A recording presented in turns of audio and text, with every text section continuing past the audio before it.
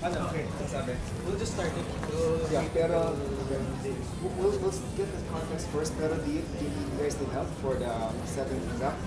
You can start. We need to start with the start. Sir, Pino, if Yeah. the discussion of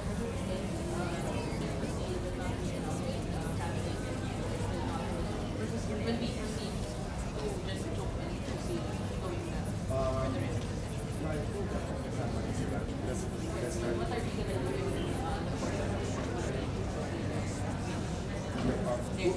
We'll figure it out afterwards. But we just tell them that we have some technical difficulties. Let's just figure out. Yeah. Otherwise, everything else will back up. Yeah.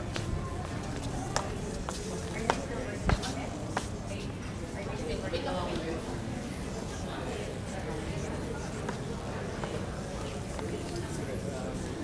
You're gonna start it, diba? Yes. Yeah. Sabihin mo naman sige.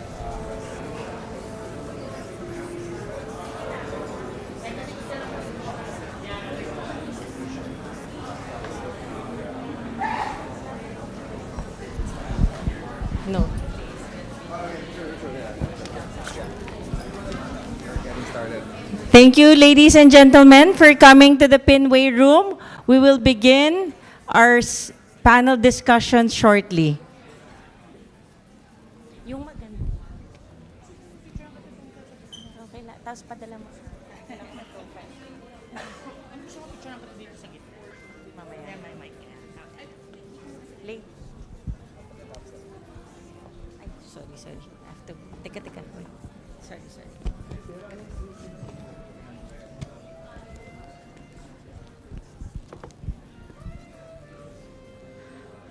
Good afternoon, everyone, and welcome to the Pinway Room.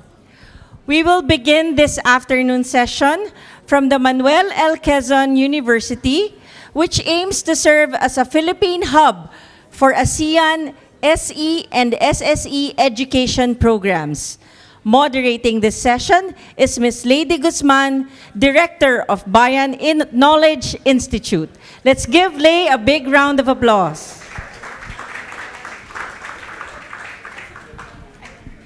Hello, good afternoon, everyone. We're very sorry for the delay.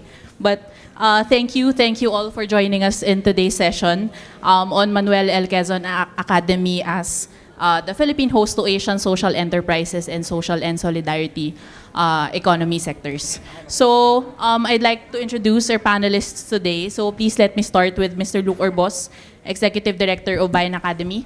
So Luke holds a bachelor's degree in business management from De La Salle University and a Bachelor of Laws from San Beda University, Alabang. So prior to joining Bayan, Luke worked at Citibank and Jollibee before pursuing a career in law. After law school, he worked for Jose Antonio Aliling and Associates Law Firm. So Luke first joined Bayan Academy in 2017 under Dr. Eduardo Murtor Jr. and returned in 2023 as Business Development Director, eventually becoming Executive Director in 2024. So Luke is a strong advocate for social enterprise development, cooperativism, and grassroots community empowerment. So Luke, please take a seat. Thank you. Thank you. Good afternoon, everyone. Thank you, Luke. So next on our panel is Ms. Mary Antoinette Lucille Ortile. So Lucille is a strategic leader with a robust career spanning over 30 years in both the private and government sectors. So renowned for her ability to craft compelling narratives, policy documents, and strategic communications that drive organizational goals, her diverse experience ranges from overseeing business development and governance initiatives to providing high-level executive support in government agencies. She specializes in feasibility studies and leverages her expertise to deliver impactful content for decision makers. As the Executive Vice President of Manuel L. Quezon University, she leads strategic initiatives and governance projects focusing on university growth, partnerships, and academic excellence. In addition, she utilizes her writing skills to craft key speeches, policy papers, press releases, and feature articles that promote the university's initiatives. So everyone, we have Ms. Lucille Ortile. Ma'am, thank you very much for joining us. Yeah, so we actually have other two panelists who are joining us. We're joining us via Zoom, so maybe I'll introduce them later when they're on the screen. Or, okay. Okay, so apparently they're already ready Ready? Okay. So now we go to our panelists who will be joining us via Zoom. So first we have Professor David Bishop, Principal Lecturer at the University of Hong Kong. He has broad legal experience in the US and across Asia, particularly China. So Prof. Bishop has worked on major real estate, private equity, financing, and M&A deals, and participated in numerous negotiations in China, Hong Kong, and Taiwan. He has also acted as outside counsel in connection with various corporate, technology, life sciences, and commercial matters for MCs operating in Asia. In addition to a robust private legal experience, Prof. Bishop focuses significant time on activities and programs providing direct benefit to the community. He consults companies about their ethics, CSR, pro bono, and social entrepreneurship initiatives, and is the founder and director of multiple nonprofit companies. He and his students are constantly looking for commercial solutions to complex societal problems. Prof. Bishop adopts a multicultural approach to teaching, aiming to broaden the students' perspectives and help them to apply complex analysis to real-world legal, ethical, and business problems. So everyone, let's give a hand to Professor David Bishop. Yeah, can we see Prof. David on the screen? Thank you.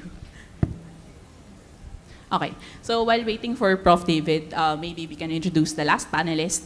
So also joining us from Zoom is Mr. Francis Ngay, founder and CEO of Social Ventures Hong Kong. So as an impact designer for Cities of the Future, he founded and incubated hundreds of social innovation projects since 2007 with an innovation portfolio that spans Hong Kong's first venture philanthropy fund and notable social startups. In order to empower the ecosystem of new urban movements like purpose business, exponential philanthropy, impact storytelling, and more, Francis founded Sonova and Cosmos together with co-partners within SVHK. Francis was elected as one of Hong Kong's 10 outstanding young persons and a young global leader of the World Economic Forum. So everyone, let's welcome Mr. Francis Ngay and Professor David Bishop, who we see here on the screen. All right. So thank you very much to our panelists for joining us today to discuss how the Manuel L. Academy, or the MLQA, can effectively contribute to the development of social enterprises and social and solidarity economy. So we will also touch upon how it can foster cross-country learning and also the role of educational institutions in capacitating SE and SSE for the attainment of the Sustainable Development Goals. So I know that I've read the bio notes of each of our panelists, but at this point, I'd like to ask them to introduce themselves and the work that they do relevant to the matter. So probably I can start with my seatmates here. So Luke, would you like to go first? Okay, so good afternoon, everyone. Apologies for some technical difficulties, but that's how we do it. It will not stop us from doing something good, right? That's what they all say. So I'm Luke. I'm Luke Orbos. I'm the Executive Director for Bayan Academy. Bayan Academy is the part of the ecosystem of foundations of Bayan family of foundations. So we focus on training and education. We're the sort of the operations arm. Because one of our foundations, the Bayan Innovation Group and the Bayan Knowledge Institute, they're the curators, or they're the ones who try to come up with the proper curriculum, what's most relevant and all. And along with other ecosystem of foundations, we try to help and work as an ecosystem to do synergies in order to deliver social innovations, not only to the Philippines now, but to the Southeast Asia. So that's my introduction. So good afternoon again to everyone. Thank you, Luke. Maybe we can go to Miss Lucille next, ma'am. Yeah. So I'm Lucille Ortile. I'm the Executive Vice President of the Manuel L. Quezon University, MLQU, as opposed to MLQA. MLQA is Manuel L. Quezon Academy, right? I'm very privileged to be here today with you and to be part of this panel. I'm very to discuss the role of our university as far as MLQA is concerned. And I'm very proud also and excited about our partnership with Bayan Family of Foundations. Yeah, so there's more to come, and we're looking forward to fruitful partnership. Thank you, Ms. Lucille. So now maybe we can go to our online panelists. Mr. Francis, would you like to go first, sir? Introduce yourself. Sure. Hello, everyone. Good to see you all. Sorry, sir. I So, think we're having can you hear me? some audio problem. Hello. Hi. Hi, can you hear me? Yes. Now we can. I can hear myself. Thank you. Hi. Hello, everyone. I'm Francis from Social Ventures Hong Kong. So we started our social entrepreneurship journey since 2007. So I think we have been trying to incubate quite some social enterprises at first by setting up the venture philanthropy fund. And then we moved to the other sectors, like trying to provide impact strategies for some corporate and family foundations. So right now we are trying to see that every one of us, also for those in the room, although we are from different backgrounds, from different sectors, from different regions, but I think we all come around because of the impact. So I think we are trying to build some collective platforms so that everyone could come on board. We are from multi-sectors, but we can come around with a single missions. So I think that's the beginning of our sections too. I hope that later on in the late part, we can compare notes, try to see that what meaningful ways that we can get everyone on board together, change the ways change is made. Thank you.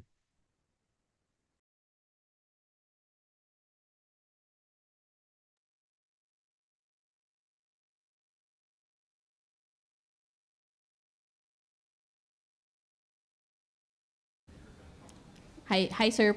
Professor David, maybe you can introduce yourself, sir. Thank you. Yeah, can you hear me okay? Yes, sir, we can. So yeah, my name is David Bishop. I've been teaching at the Hong Kong U Business School for the past 15 years and have been in Hong Kong for 17. I came here first as a lawyer.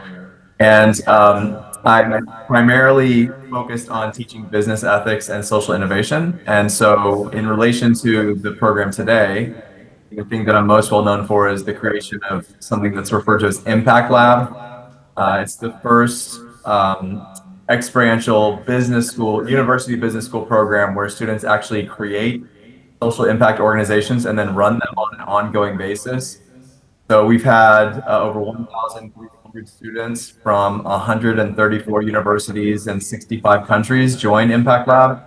And they contributed almost 160,000 hours in order to build several dozen social impact organizations across the region, including several that are in the Philippines. We were counting. I think we have about 30 full-time staff in the Philippines right now across all of our different ventures. So yeah, just very excited about the chance to speak with you all today and appreciate the opportunity. Thank you, Professor David. So now that everyone has provided some contextualization about the work that they do, I will now give everyone a brief overview of the Manuel L. Quezon Academy, or the MLQA. So MLQA is a partnership between Bayan Family of Foundations, or BFF, and the Manuel L. Quezon University, or MLQ. So the partnership aims to elevate MLQ and BFF's national impact to foster social development. And it's really intended to be positioned as the national hub for social entrepreneurship in the Philippines. So MLQA was actually just launched just recently, October 30. So we have a short video that will play to give everyone an overview of how the launch went, the facility, and so on. So yeah, tech team, can we play the video, please? Thank you. Today marks a remarkable milestone for Manuel L. Quezon University as we officially launched the MLQ Academy, or MLQA. On behalf of MLQU, I extend our deepest gratitude to BFF for this alliance. Excited about everything that's to come for MLQA. And we are not only going to come up with social enterprise courses, but also come with courses of the future.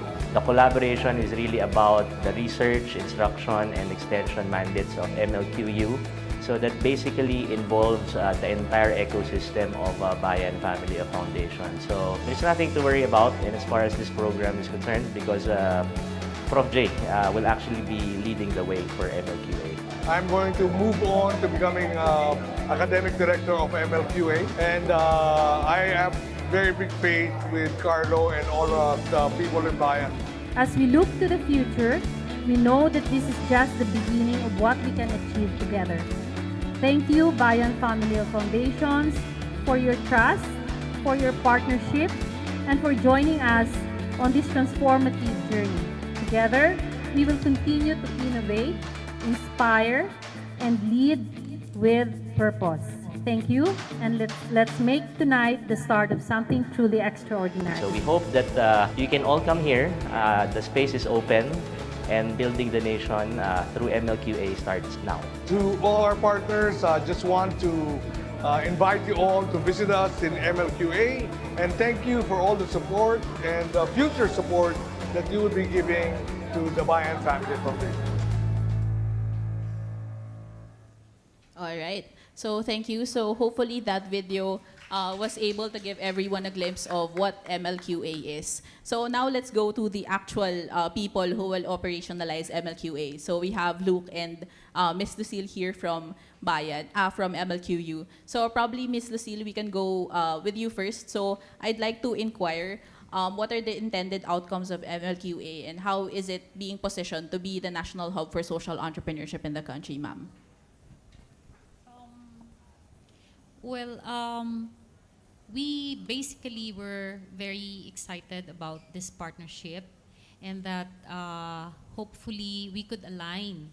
The vision or the mission of MLQU is also for to promote holistic social development and to contribute in the social development agenda. And it augurs well also with our discussions previously with Bayan Family of Foundations when we were doing the scoping work to establish the MLQA. So I would suppose that with our collaboration, initially we are just at the starting point. I mean, you know, we have it's so inspiring to see the space. And I think it's a very good start, but we're building slowly the foundations. And I'm very thankful that we could both benefit from this. The MLQU can contribute its expertise as far as the academe is concerned, can contribute in the development of various programs and various curricula which could, you know, improve and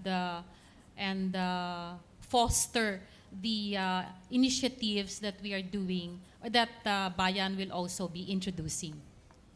Thank you, Ms. Lucille. So everyone, Ms. Lucille has prepared a presentation deck for us to further discuss the partnership between MLQU and BFF. So, Ms. Lucille.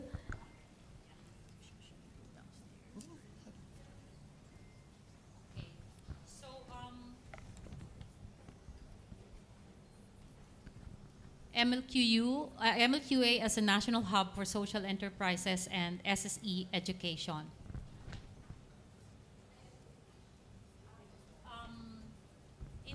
In this particular slide, I will be discussing briefly the role of MLQA in establishing MLQU in establishing MLQA. Medyo tongue twister, no? MLQU and MLQA. So, MLQU is the academic institution, higher education institution, and MLQA is the academy, is the hub. So this picture here was taken during the MOA signing between our school, MLQU, and the Bayan Family of Foundations. After, I think, a lengthy months of discussions, we finally come up with a signed MOA, and that's our president, who unfortunately could not be here, no? So the Manuel L. Quezon University plays a crucial role in the establishment and growth of the MLQA. As the institutional backbone of MLQA, MLQU is dedicated to leveraging its academic expertise to shape, the direction of the academy. This involves designing comprehensive educational programs, launching impactful research initiatives, and providing extension services that align with the goals of social enterprises.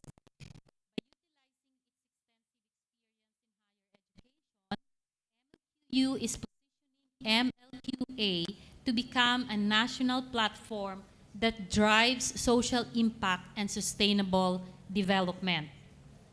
And in collaboration with the Bayan Family of Foundation, MLQU is aligning its mission with a broader social development agenda.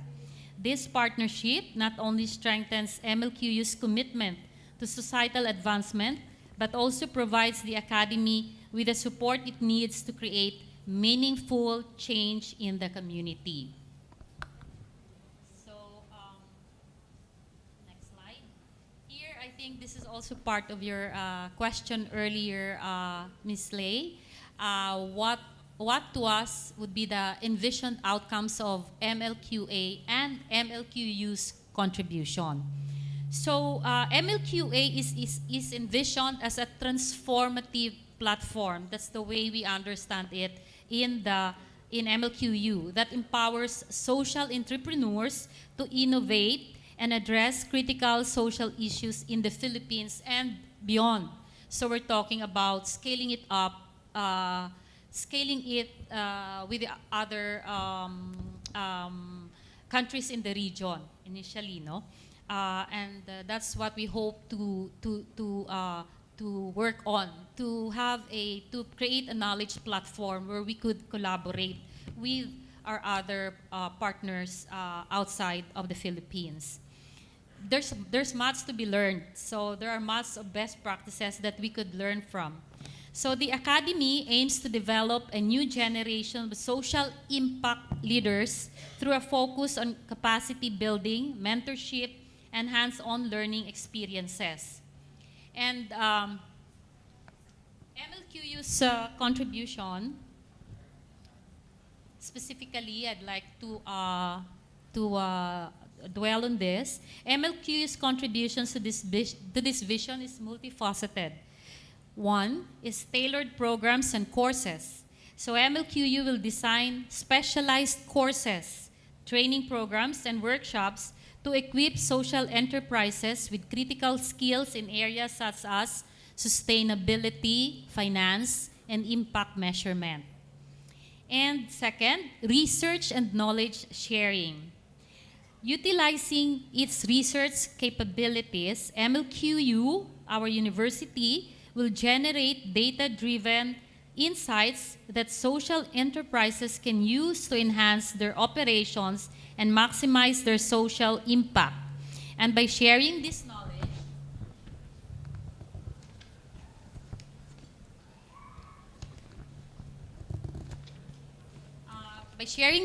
MLQU aims to create a thriving ecosystem of informed, impactful enterprises. And of course,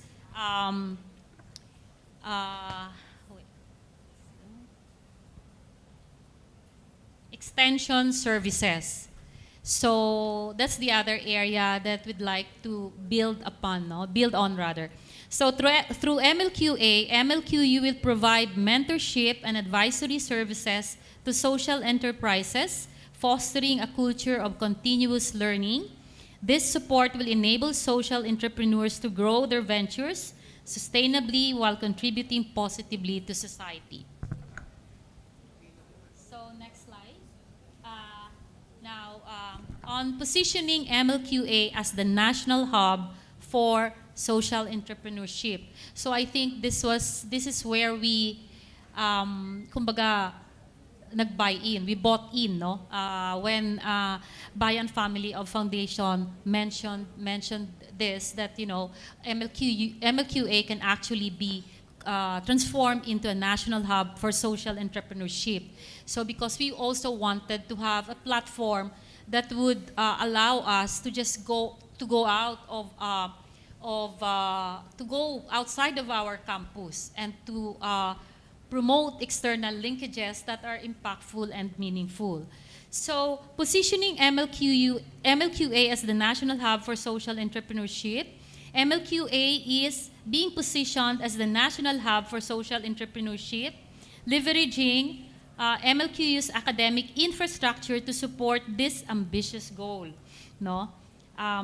By tapping into its faculty expertise, research capabilities, and resources, MLQU is committed.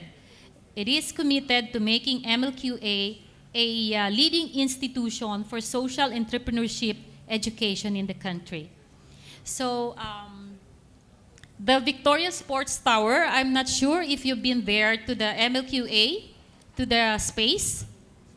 You haven't been there yet, but you've seen it previously flashed on the screen, no, when we launched. But it's really a very, very nice space, very conducive, and for our activities in the future, no. So it is located in Victoria Sports Tower, very near here, about 2 kilometers away, and it's strategically located in EDSA, no. So we have a very, very strong partnership with the local government of Quezon City. I think they are our... Yes, we are our partner. Our partners as yes. well. So they are our Quezon City local partner government. as well as we go out for our the community. So what I'm saying is the place itself is strategic because we're right here at the heart of Quezon City. So this is where MLQU campus is located as well. It will serve as a collaborative space dedicated to social enterprises. This facility will host workshops, seminars, and conferences, providing an environment where social entrepreneurs can engage with local and international stakeholders. And additionally, the campus will offer co-working spaces, fostering a community where collaboration and innovation can thrive. And to further enhance its impact, MLQU, my university, plans to facilitate cross-border learning and collaboration together with Bayan Family of Foundations. And this will include exchange programs and collaborative research projects with overseas professionals, researchers, and impact investors. By fostering international knowledge exchange, MLQA can harness global best practices to address local challenges more effectively. And I hope we're aligned, Luke, about collaborating with our external partners such as our 2 panelists. And so, next slide. Okay. The MLQ's, this is actually MLQ's strategic role on MLQA's success, no? So as I've said, MLQU is committed to ensuring the long-term success of MLQA by providing holistic support to social enterprise, and this includes skills building programs.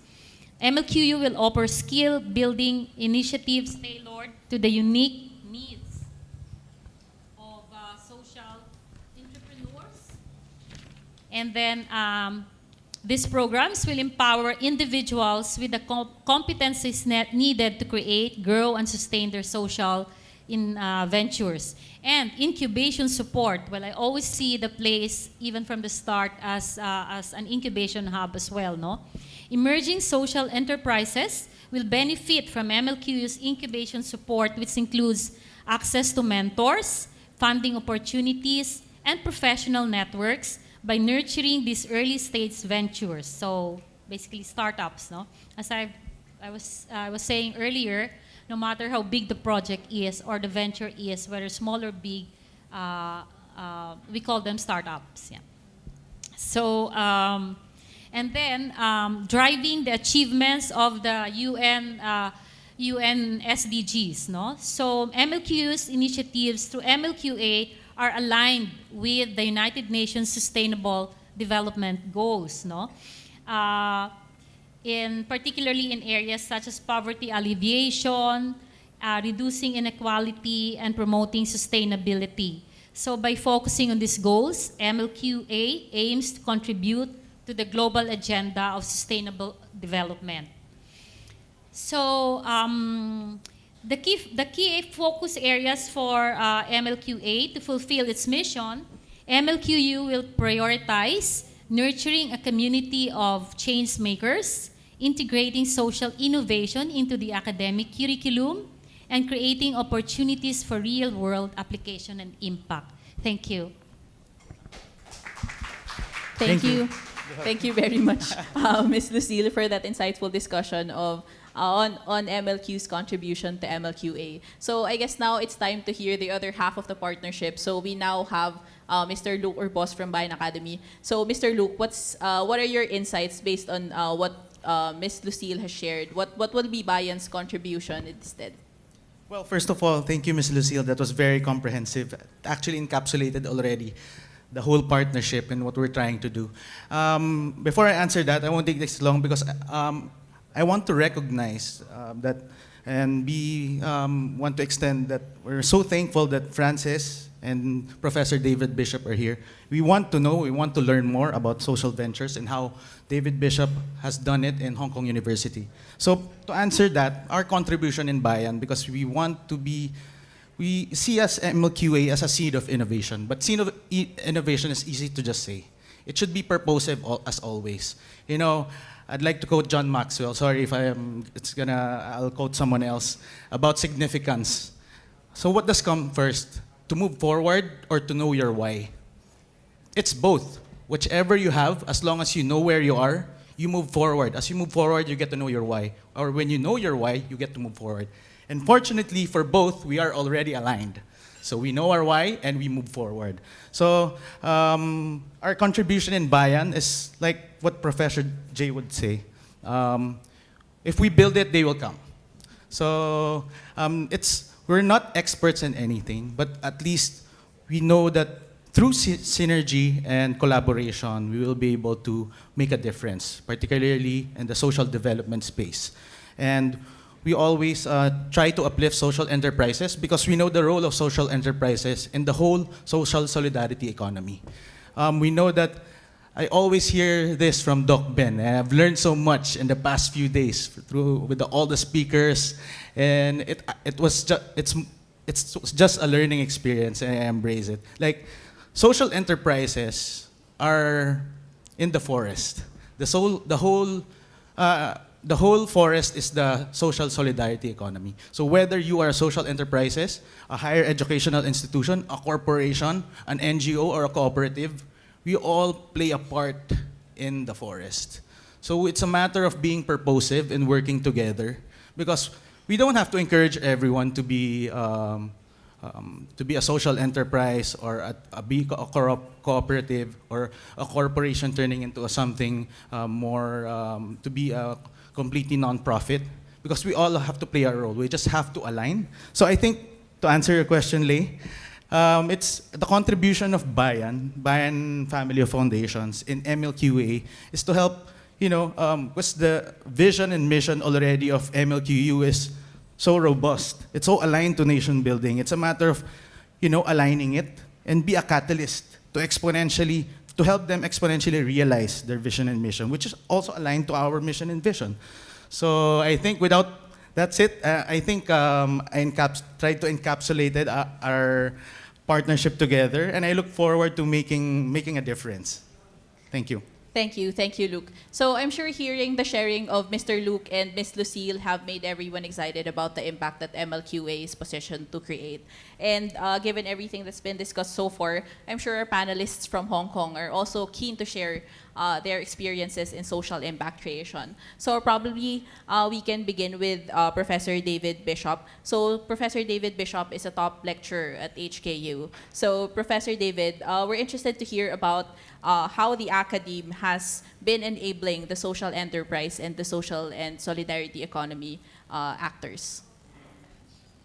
Yeah, thanks. I'll try to keep this. So, I mean, obviously in academia, the main focus is in education and research. And so that's the main area where most academics put their best foot forward. But I think as someone who's been in the business school for 15 years, I think we're way beyond that. And now we need to actually, like you all are doing, move into the more experiential aspects of things. And so is the audio off? I'm seeing them do yeah, anyway.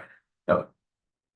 Yeah. So basically during the global financial crisis, when I first started at HKU, I wanted to ensure that our students had an opportunity to do real things and make an impact in the community. And so the commitment that I made to them was that if I would start a company with them if they would be willing to run it. And so what we kind of unintentionally created, which is now referred to as Impact Lab, first was a company called Soap Cycling. We actually have a soap cycling branch in the Philippines and a country manager there where we recycle used hotel soap. And that led to a migrant, an OFW employment agency called Fair Employment Agency, which then led to a training center in the Philippines called Fair Training Center, and then several companies like on and on and on from there. And the basic idea was taking our students and taking the learning that they had from within the classroom and giving them real opportunities for tangible growth by applying that, by managing people, by managing processes, et cetera. And so I think this is a bit of an unusual take, and I think a perspective that academics and universities haven't taken in the past. But I love what you're building there, because it's going to give you the physical environment, it's going to give people the mandate, it's going to give them the resources and know-how they need and the support and community in order to ensure that their ideas can be really taken into fruition. So that's a very, very brief discussion in terms of like what we've done. Obviously, we need more case studies, we need more examples. To be frank, starting any business is hard, but starting a social enterprise is doubly hard because you're effectively taking a lot of the incentives, including economic incentives, out of that equation. And so it requires more of a community ecosystem in order to make them work. And the incentive structure around it has to change a little bit. We don't currently have laws or other resources in place from a traditional business structure in order to really see those things through completely. And so I think all of us need to work together, have more research, and make sure that we're building these companies that are sustainable in the future, because we see way too many good ideas fail because they don't have the right people and ecosystems around them.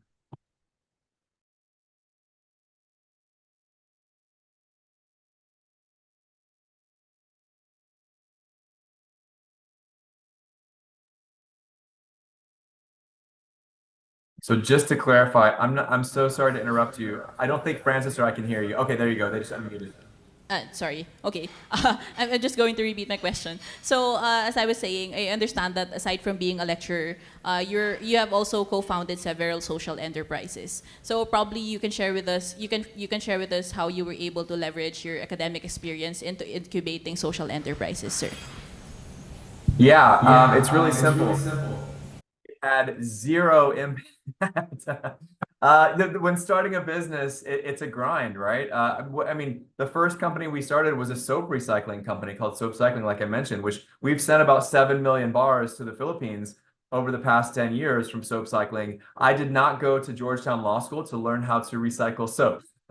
So the reality is that when you're starting a business of any kind, you have to be curious, you have to be inquisitive, and you just got to get in and roll up your sleeves and kind of get dirty with it, even if it's technology-based or whatever, because the reality is you have a community ecosystem in a university, which is helpful. And the main benefit that I had, which I realized early on, was I had a never-ending supply of very intelligent students from all around the world. That was my superpower that I wanted to deploy, was because we had these really talented young people, again, literally from all over the world, from over almost 70 countries. And they were desperately like wanting to be involved in these change-making processes and companies. And so all we had to do was give them that avenue. So that was the main thing. It wasn't academic in nature, although the university has a lot of resources that we took hold of. It was the students and the people in the system that really made it possible. Professor David, for sharing your experiences. So now let's hear from someone who has founded social innovation projects. So Mr. Francis, probably you can share with us how Social Ventures Hong Kong became a catalyst for organizations with a social purpose. And really, what comes to your mind when you heard about the MLQA initiative? Thank you. First of all, I have to thank my good friend, Philo Altels, and the friends from Banyan family for inviting me. It's really a privilege and an honor to be invited. And also, I think congratulations for the launch of MLQA. I think it's apart from it's a physical space, I think it's also symbolized the celebrations of the whole ecosystem. We're migrating to the next level. So I think it's a good thing for everyone in different sectors to converge together. So thank you, Luke mentioned the forest earlier. So I totally think that the impact ecosystem should be a forest. If we get too much of water, just water, but without leading them to the soil, it's meaningless. But if we just got one big wood, but without a lot of small woods keep on growing, it is not a forest. So I think what we talked about here is trying to get everyone, no matter we talked about impact investing, social entrepreneurship, or different kind of incubations, every different sectors can see that we can converge and collaborate and get our ideas landed in the ecosystem. I think it is a good forest. So I think I still recall Philo reminded me about one of the projects that we involved earlier days in the inception of the whole ecosystem in Hong Kong. It's called Good Lab. So it's also a physical space. We got a few intermediaries and major social enterprise by that time to come together as our offices. But at the same time, we got some event space. So we keep on organizing different types of events. But I have to say, to conclude, I would say nothing we did there is not right. Everything we do could be good or look good. But I think at the end of the day, can we get everything to converge and collaborate and get landed? I think it could be debatable. So I would say that I'll try to summarize in 4 words that we see in our incubation process that will be meaningful to us. 4 words starting with I: inspire, invent, incubate, and invest. So for inspire, I think by that time, Good Lab have been organizing quite a lot of tri-sector workshops, trying to bridge the government official, business people, and the social entrepreneur or NGOs coming together. So they might not know each other. So especially how they see the social problems in more different ways. So through this process, I think we get them introduced, and they all immerse into many of the case studies, local and global. So I think that would be quite essential in that few years in getting a lot of people brainwashed with kind of impact knowledge. So in the journey, I think we also organize many different types of competitions or incubation workshops. So that went into the second process we see is the invent. So I think in the process of not to incubate yet, but I think try to think about different ideas, no matter their competitions, getting award for some of the students, or getting some of the mature people to throw out some of their ideas, or even the business can think about how to collaborate with the other sectors. So I think in a way that if we could induce more people come on board with kind of sometimes knowledge sharing, sometimes could be deep dive into some of the social issues. But at the end of the day, we need to get them to think about some more tangible ideas. I think it's important in that process. The third phase, I think, is the incubation. So I think through that few years, I think we also get a lot of ideas keep boiling, like affordable housing, which is called Light Home. If you're interested, you can search online. It is the very first affordable housing initiative in Hong Kong. We try to bridge different sectors, but without the Good Labs facilitations with many different sectors come on board, I don't think that we can incubate the ideas in a shorter period of time. So I think how to gather people in a more meaningful way is what we are focusing on that process.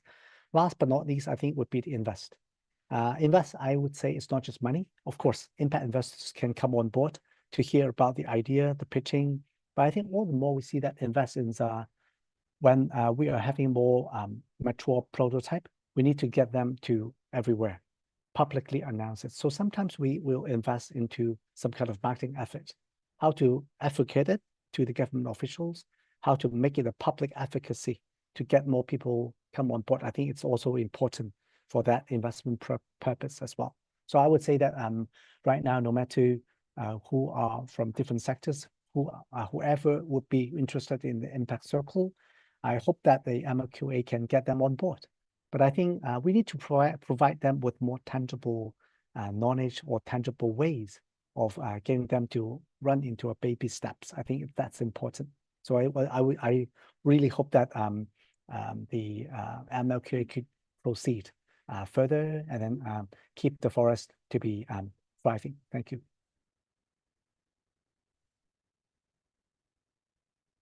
Adopted and replicated in not just in MLQA but also in Southeast Asia. So probably Mr. Luke can react on the sharing of Professor David and Mr. Francis. Which programs or strategies do you think can be replicated in MLQA and across ASEAN? Thank you. First of all, thank you, Francis and Professor David. Actually, our plan is, in order for us to deliver our interventions with MLQA, we divided it into three. You have the instructional mandate, the extension services, and the research mandate. Research and development is overarching because in any of our interventions, we always have an assessment, careful assessment, in order for us to develop or iterate the initial delivery of our programs. What entails about instructional mandate? This is of course about delivering our education mandate, whether it be the short courses that we have envisioned, Ms. Lucille, or the formal or more strict interventions with regard to the curriculum. As you can see, higher educational institutions are under the care, shall I say, of CHED. That's correct. So the way we see it, in order for us to make immediate impact simultaneously, is for the extension services. What is this extension services that I'm talking about? So providentially, we have this partnership with the QCLGU. So what we'll do, the extension services will allow the students to deliver actual social development initiatives aligned with the QCLGU initiatives. In this way, they won't have to wait until they graduate in order to deliver social impact. With the alignment or with cohesion with the QCLGU, you will be able to at least expose these students to actual social development initiatives. So, because the higher education or the academe sector, shall I say, based from what I learned from the past how many days, if there's a spectrum from the enablers of SEs and SSEs, and at the bottom will be the end beneficiaries, the academe sector, and they're in the middle.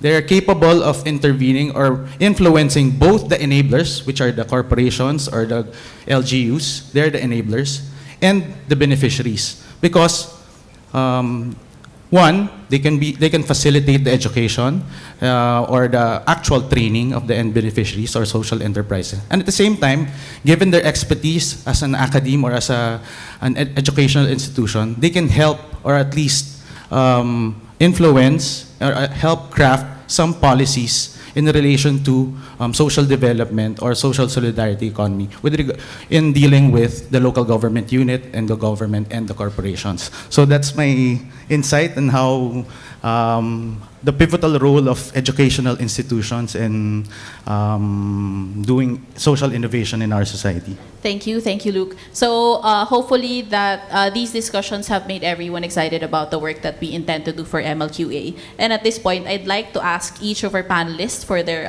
closing statement to wrap up their session. So Professor David, would you like to go first, sir? Yeah, thank you. First, thank you so much for including me, and I want to echo what Francis said earlier. I think it's not just about the physical completion of this that's important, but it's actually what it represents.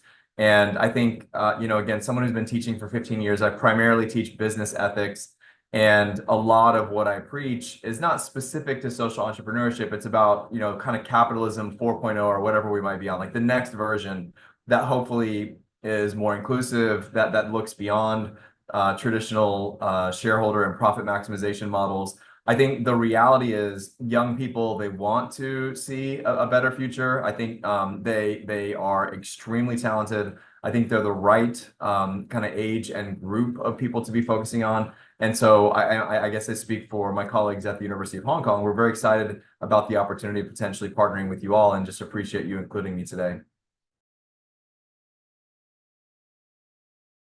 So next would be Mr. Francis.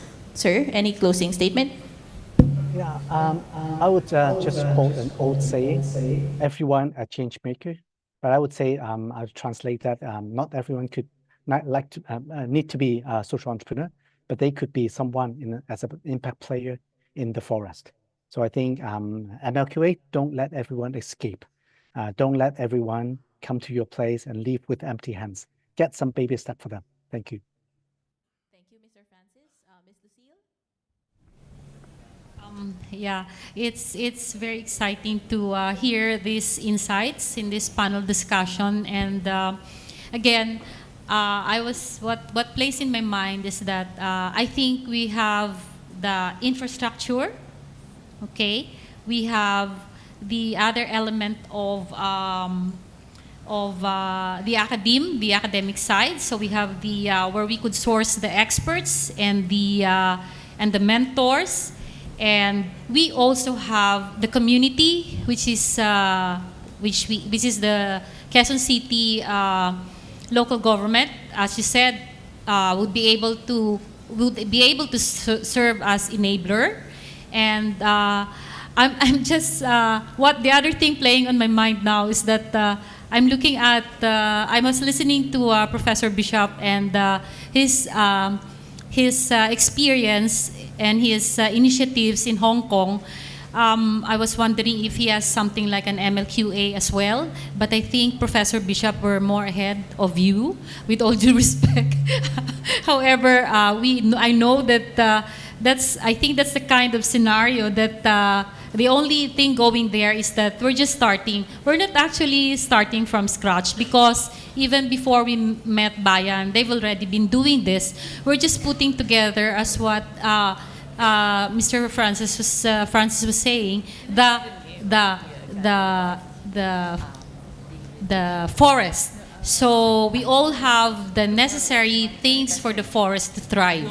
So I think what I'm going to say now is a call for action.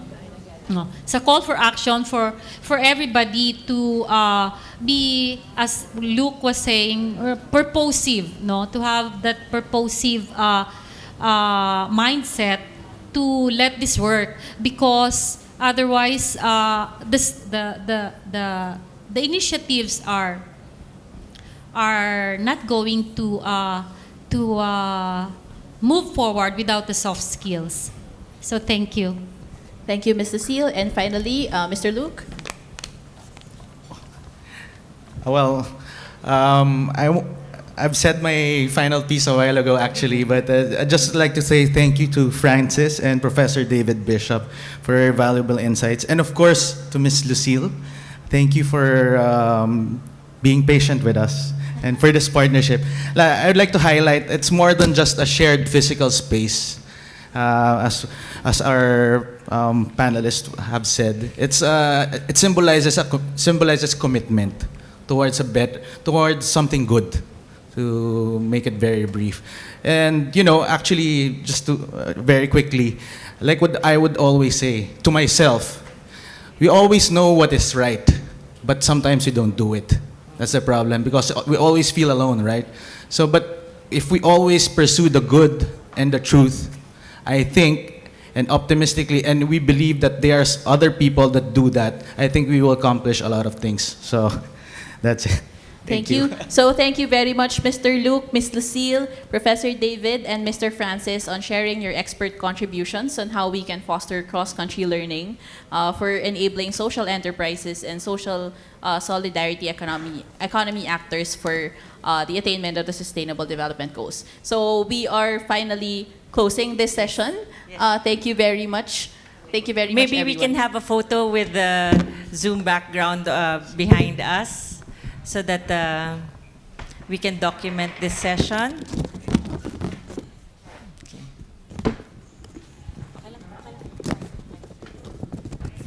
Thank you.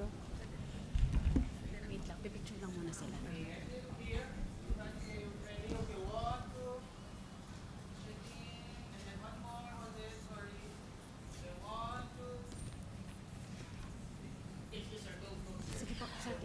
Go. Okay, here are your certificates, and we would like to thank our wonderful guests for today. Thank you for sharing your insights with in this wonderful session. It's okay. Ayan. There. Yeah. Maybe if you. Okay. We will be sending you your virtual certificates, Mr. Bishop and Mr. Francis.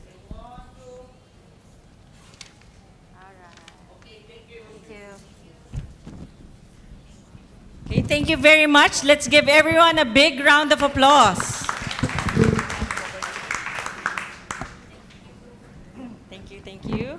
Now, we will dive into our next session, which will explore impactful social and solidarity economy programs across the ASEAN. This session will showcase effective practices specifically designed to address the needs of women and youth sectors, highlighting initiatives that make a real difference in their communities. Guiding us through this discussion is our moderator, Christine Calleja, co-founder of Advocates for Green Industries and Living Ecosystems, or AGILE. Can we please give her a big round of applause? Thank you. Good afternoon, everyone, especially to the women and the youth in this room. Let's give them a round of applause. Okay. This session is very important for me because I'm also an advocate of social solidarity economy for several years now.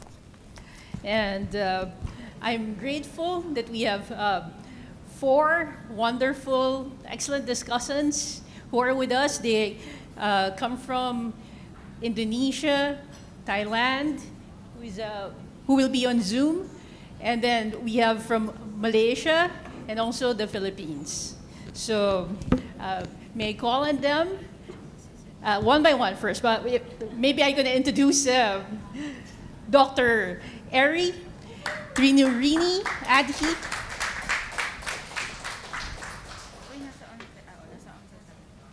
Okay. Oh, sorry. Would you prefer? Maybe we can get 2 more chairs because all our discussants will have a presentation. So Dr. Eri has interest in a fair and just economy within her entire career.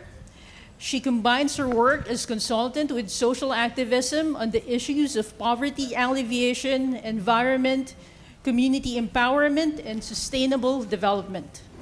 She actively promotes social solidarity economy by building networks of practitioners and actors in the national, regional, and global levels. Now, she is a board member of the Bina Swadaya Foundation, chairwoman of the Asian Solidarity Economy Council. Her publications, among others, is the mapping of the social solidarity economy enterprises and organizations in Asia, a case study in Indonesia, where it was part of the ILO research in 2020. She graduated from Agriculture University of IBP Bogor in Indonesia and took her doctorate degree in socioeconomics of rural development in the George August University in Germany in 2005. In her spare time, she likes gardening activities, which I also do too. Let's give her a round of applause. Okay, our next speaker, Ms. Suntari Sayang is going to be on Zoom. Yeah, maybe we can show her. Okay. Hello, Ms. Suntari. She's Executive Director of HomeNet Southeast Asia, Committee Member of HomeNet Thailand Association and Foundation, and Executive Committee Member of HomeNet International. Suntari's expertise includes informal workers organizing, advocacy on social protection, and related laws and policies for informal workers, including SSE with a gender perspective. Suntari was born in 1958. She graduated with a bachelor's degree in political science from Thammasat University and started working as an NGO worker that year. In Thailand, she represents informal workers in the Quality and Standard Service Control Board of the National Health Security Office, the National University Health Coverage Scheme, a specialist in the National Home Workers Protection Committee, and a specialist on economic, social, and cultural rights of the National Human Rights Commission of Thailand.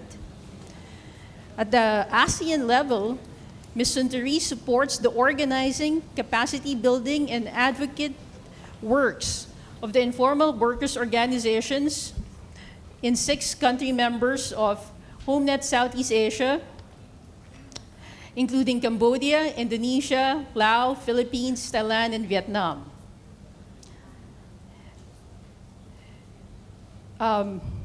Ms. Sunfari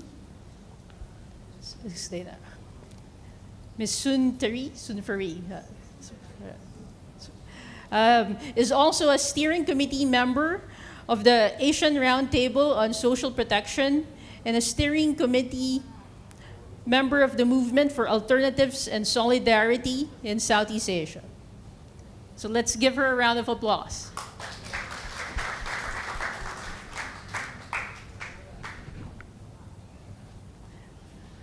I was told that her name is Sunfari. Sunfari, okay. My apologies.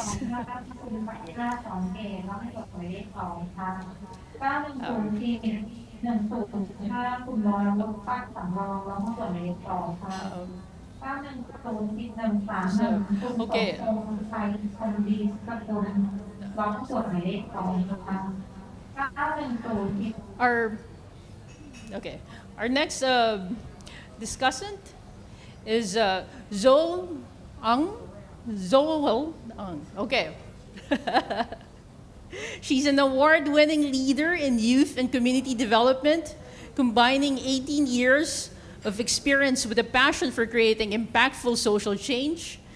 As the director of My SDG Academy and Corporate Communications at the APPGM SDG Secretariat, she specializes in mobilizing young people, particularly Gen Z, in sustainable development initiatives while showcasing Malaysia's best practices in localizing SDGs to global networks. Selected as a 2024-2025 Obama Foundation Asia Pacific Leader and recipient of the Outstanding Young Malaysian 2024 Award in Humanitarian and Voluntary Leadership, Zoel has demonstrated exceptional capability in bridging youth with community development. Her extensive experience includes coordinating with the UN country team, NGOs, think tanks, and diverse youth groups, having successfully designed and executed over 50 high-impact projects in collaboration with more than 400 organizations worldwide. Zoel holds a master's in sustainable development management from Sunway University and is certified as a Green Project Manager B, showcasing her expertise in sustainable project management. Her research and publications focus on youth engagement in sustainable development, with recent works examining Malaysian youth participation in SDG implementation and innovative educational models for localizing sustainable development. To her various roles, including her position as Special Task Officer to the Youth and Sports Deputy Minister, and now with APPGM SDG, making her a valuable voice in discussions about youth empowerment and sustainable development. Let's all welcome Ms. Zoel.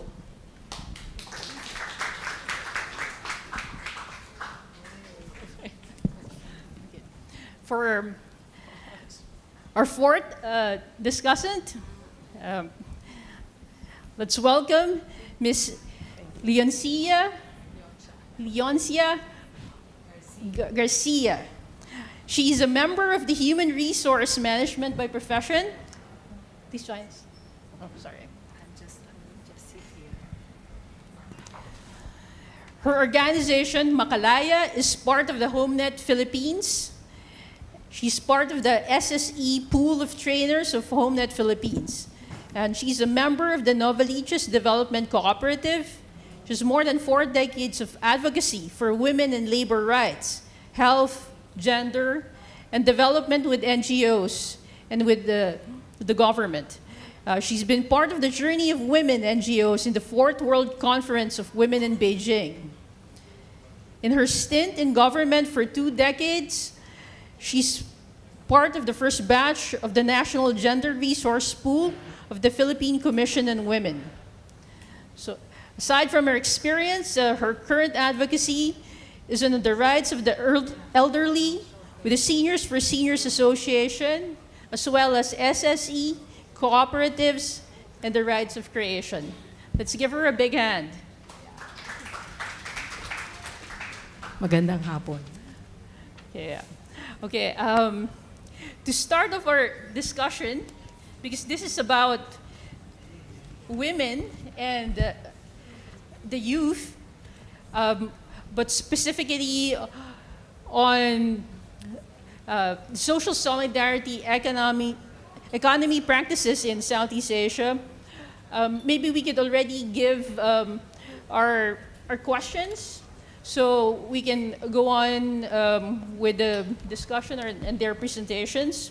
So the first question is, so why are women and the youth important in the social solidarity economy, particularly in Southeast Asia? And how are they involved in SSE in the region? And the most important is, what are the practices within SSE programs in Southeast Asia that have been the most effective in addressing their needs? So maybe we can start with Dr. Eri. Thank you. The first questions, start with the first questions. Okay, the first, it is about women and youth. I am a woman, I was young. And then you can see the difference between myself and Zoel. I observe, if I enter this and together with you, we are using these stairs. So, but not Zoel.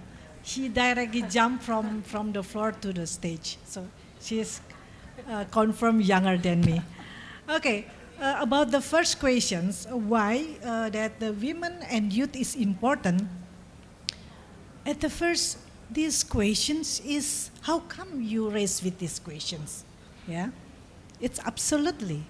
For us as an activist of the social solidarity economy, this is automatically, because one of the SSE principles are everything what we are doing should be following the value of ethical.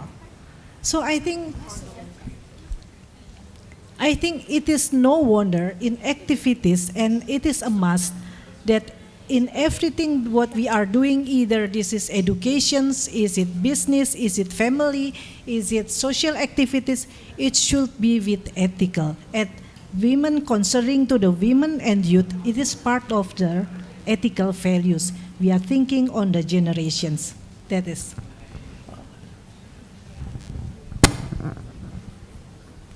Thank you, Dr. Eri.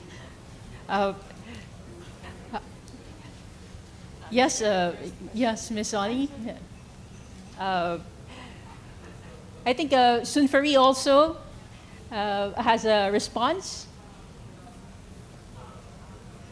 to the first question of why the women and youth are important in social solidarity economy.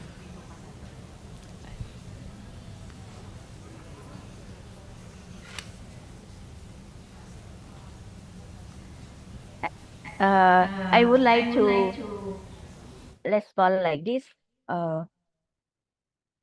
because I work with the home-based worker women for a long time, and even before I know SSE, can we say that the principle and the ideological of women when they do business, or some people call it the feminist economic. I found that is share the very common idea and principle with SSE.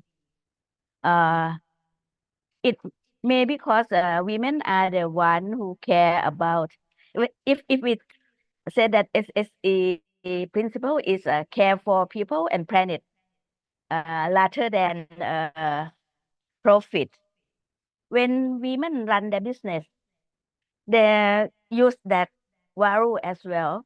They respect that principle and value as well. When women come together and run the business, it's not their goal is not the maximize the profit, but their goal is to take care of the member of the group and also to take care of the planet and environment. That is one example. And I found so many common idea and principle between women and SSE in terms of business model. Mhm. So if SSE would like to expand or sell your idea, I would like to confirm that women is your alliance. Please work together with women. Sunfari. Before we go to Zol, maybe Ms. Oni. We have a saying that women hold half of the sky. And if we will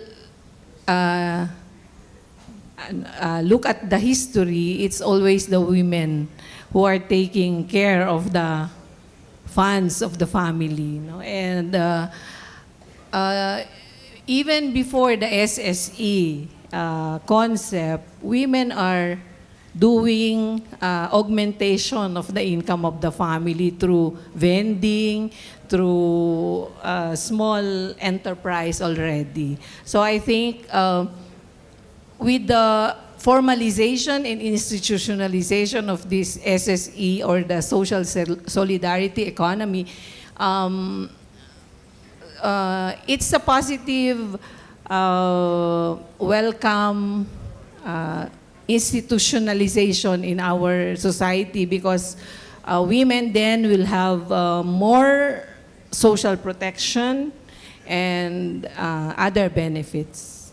Yeah, thank you. Thank you, Ms. Oni. Yes, and Zol will talk about the importance of the youth. Yes. The youth. Okay, why is important? Because the women hold the half of the sky, and the youth hold another half of the sky. All right, if according to the data, 50% of the populations are youth. They are the most dynamic labor force. But that is not most important. Important is because youth have a lot of potentials. You know what? Like, for example, I am a graduated youth, okay? According to the definition of youth, I'm already graduated. But just now, whatever you have, say, my background, is because, but I started with a family with 3 generations with drugs, and then I couldn't really speak good English and etc. But along the journey, I met good mentors like Professor Dr. Dennison, Dr. Lin, Dr. Ben, Dr. Sri Chong Eng. They are the person, when they invest in youth, they trust that the youth can do something dynamic, something wonders. They have a lot of potential. Someone that you see 16 years old now, if you invest, you instill. Something is very important. Yesterday I asked Dr. Ben, what kind of quality is needed for young people in order to become a mover in the social solidarity economy? He gave me this answer and I can't agree more. It's the vision, it's the value. If you instill the right vision, you instill the right value to them, empower them, they will have a lot of creative way to make things happen. And therefore, youth is really important. Find a mentee, mentor them. Thank you. May I add another sentence? From working with the home-based worker, we can say that women are the one who suffer from the mainstream economic growth because of gender stereotype about work and gender division of labor. The family care work turned to be the responsibility of women. It's not only unpaid or unrecognized as an economic activity, but at the same time, it strict women ability to take on broader economic roles. So, because of this, women is a group who try to find a new concept and new model of economic unit, and that is the. I think that is the SSE is the answer of this because they don't care much about the profit and how to say capital, no. So I think this experience of women that suffer from the mainstream economic or mainstream growth is make women understand more and would like to continue their business in the more progressive model, and SSE fit for that situation of women. Thank you, Ms. Sanfari. Okay, in the interest of time, I know our discussants have prepared their presentations.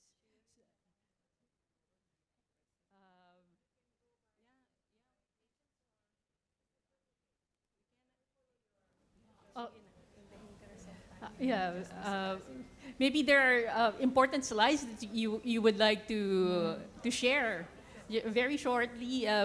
Let's start with Dr. Eri. Okay, ladies and gentlemen, dear participants or all colleagues here, I would like to share why women and youth is important for ASEAN, for our collective actions to promote the policy framework to protect or to promote the SSE, SE for SDGs, yeah? You see, this is the status according to UN SCAP 2024 about the progress of the SDGs. Just focus on the gender. You see that the gender is still, you see the 2023 and then the end of the target 2030, we are still far beyond the target. So at least might be in the 15% progress. This is far along from the end of target. As well for the youth, you can see in the goal of the decent work and economic growth, this is as well still far below. Though in another part you see with the red, this is not progress but regressive. We are going forward to the some target we have set in the 2000 in the 0 year. So now let's more zoom to the what is actually under the indicators. Under the decent work, at least, yeah, you see that 0.8, 0.6, youth with not employment and educations and training. It is as well less. Yellow color means accelerate but not yet meeting the target. And more you can see with the 0.8b, strategy for youth employment as well, not yet so far. Yeah. So I'm agree with what Zoel told, but it seems in the planning of the government they do not set more seriously on strategy for youth employment. And then 0.85, you see, full employment and decent work. It is red. So that means the red means that reserve trend to the port project target. This is not the trend is not positive to get the target. And then on the women, you see on the women we have as well those kind of indicators. I would like just on the technology for women empowerment, we get the green color. It seems that digitalization has helped us to more involve it to get our participations in the development. But however, the unpaid care and domestic work still a problem, as well in the reproductive health and access to the right. So this is actually the status that I would like to share with you, why we are still needed together. We promote the SSE, as you said, because the women automatically will normally they will thinking on the generations, including the environment. I will not share all the part of my slides, but I will follow your questions. Thank you. Thank you. Yes. Thank you, Dr. Eri. Perhaps we can go to, again, back to Ms. Sunfari, if she has prepared the slide. Um,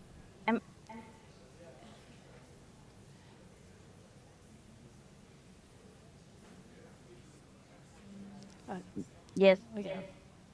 The thing that I would like to share is about home-based worker and SSE in Southeast Asia.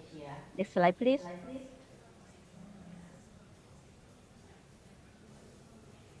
Can yeah. I first slide will be about the homeless Southeast Asia to get all of you here know a little bit more about homeless Southeast Asia. Homeless Southeast Asia is a network of more than 70,000 home-based workers. When we say home-based worker, we mean two types of women who work at home. No? First is self-employed workers who produce and sell their product by themselves. And the other is subcontract home workers. And we can say that 90% of home-based workers are women. And homeless Southeast Asia have 6 country member in Cambodia, Indonesia, Laos, Philippines, Thailand, and Vietnam. Next slide, please. We also be a member of ASEC and also be the member of ASEAN Roundtable on Social Protection because the issue that we would like to achieve is the sustainability of women work, women income, and also to access to the social security. And for the global campaign, Homeless Southeast Asia be a member of Homeless International, and WIGO, that its full name is Women in Informal Employment, Globalizing and Organizing. Next slide, please. That is the thing that I present a bit before show the slide. Women being home-based worker because of gender stereotypes about work and the gender division of labor. Because family care work is the responsibility of women, it is unpaid and also unrecognized as an economic activity, and it restricts women's ability to take on broader economic role. So, working at home as self-employed and subcontract workers is the income activity of women because they don't have much alternative. And when, as I told you before, when we compare the women activities, I mean women home-based worker activity, and the ideological and principle of SSE or feminist solidarity economy, we will find many common things. Sorry, I'm in the public area, so it's like the noisy from my environment as well. The things that I found is that, can you hear me? The common, I will end with this slide. The common idea and principle of SSE, feminist solidarity, economic and home-based worker economic activity is first is care for people and planet rather than capital and profit. Second is we thinking about social justice, equality, and fairness. We are interdependence and care about solidarity. And I think the way that we work together, for self-governance, democratic transparency, accountability is our idea as well. And we can say that all of this is empower women economy. That is the common things between these three model of economic unit. May I stop here first? And Yes, thank you, Ms. Sunfari. Talking also about home-based workers, taking off from Ms. Sunfari is our discussion from the Philippines. Yeah, our organization, the HomeNet Philippines, I agree with all the slides of our colleague from Thailand because we belong to one network, no, the home-based workers network. What I will share is the experience at the local level in the Philippines. Because of the long journey of our women advocates, no, our women advocates like the HomeNet Philippines, since the early 80s, 90s, they've been advocating for the home-based workers' rights.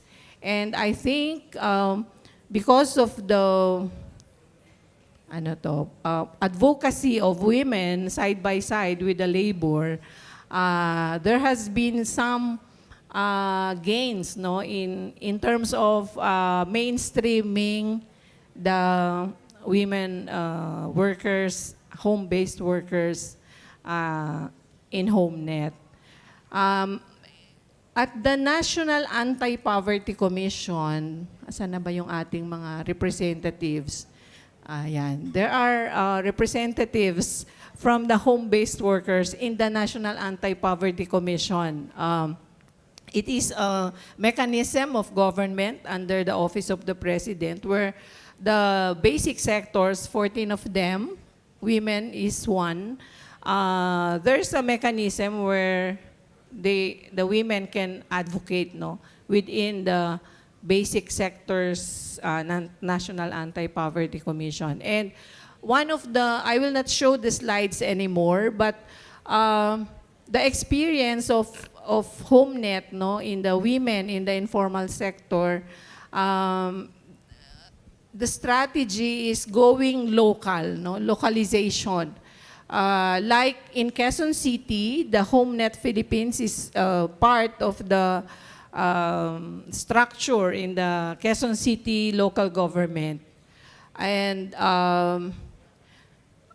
maybe I will share, no, to share with our colleagues from Asia the mainstreaming strategies that we are adopting in women, no, women advocacy. People, policy, enabling mechanisms, and programs, projects, and activities. In people, we have two top champions, no, at all levels, at the NGO level, at the community level, at the government level. We have to identify champions of women and SSE. Two, we have to advocate for policies at the local level, also ordinances at the local level, and legal, no, at the laws. So advocacy of the home-based workers, the women in the informal economy, they've been advocating at the legislative level for laws that will safeguard social protection and rights of home-based women workers. And enabling mechanisms, since day one, we've been hearing strategies like capital, education and capability building of workers, market, what else? Financial literacy, and many more. Those, I think, are enabling mechanisms. So women can really thrive in this advocacy for the SSE, and so that their business will really prosper. No? And lastly, programs, projects, and activities such as this networking, advocacy at the ASEAN level, and other activities where we can share and share experiences and network with each other. So PPEP. PEEP. Thank you, Ms. Ani. Yeah. Okay. From women, let's move to the youth. So, Mrs. Zol, I think you have a short presentation. Yeah, I saw the timer. It says only 5 minutes. So, Dr. Ari, allow me to jump down again. Okay, the whole session have another 5 minutes. I will try to use 3 minutes to wrap up because I want to show you some beautiful faces from Malaysia. All right. So why youth is important, just now I mentioned. According to the data, youth is 1/2 of the world and they are really dynamic. They have a lot of energy. And in APPGM, we have our work we have done. I say, although we are only a 5 years old organization, that day I told Dato Danison, Dato, we have 4 generations already. And then he said, Zoel, really? 4 generations? I said, yes, you are the 1st generation. You mentor me, I'm the 2nd generation. I mentor Phyllis. Phyllis is the 3rd generation. And we have our youth SDG agent. They are the 4th generation. So these are the unique strength of the youth. But for those who are interested working with youth, let me bring you to, because 18 years, I'm in youth development and learn one thing. Youth are different. They have different groups of youth. In Malaysia, we divided youth into 8 groups. Youth in high school, youth in university, youth in workplace, youth in NGO who are active, youth at risk. Can you imagine youth in workplace, youth in NGO, and youth at risk? They are different types of groups, right? And then youth with international competency, general youth, and minority youth, like those who are disabled, special able youth, and also orang asli, orang asal, or indigenous youth. And therefore, sometimes it's not that the youth is difficult to mobilize, but you have to know which group you want to mobilize. They have different culture to mobilize them. All right? So I just want to share a little bit of the creativity and the potential of youth. Can you imagine that all this program, we give our youth 9,000 ringgit only, which is equivalent to about 2,000 ringgit. And this group of youth, they can bring the group from Sarawak to Peninsula and they host the pasta and etc. within 2,000 ringgit to advocate for the culture, traditional culture. While this group is doing a lot of greenity and also food security awareness, they managed to do 9 projects within the 9,000 that we given.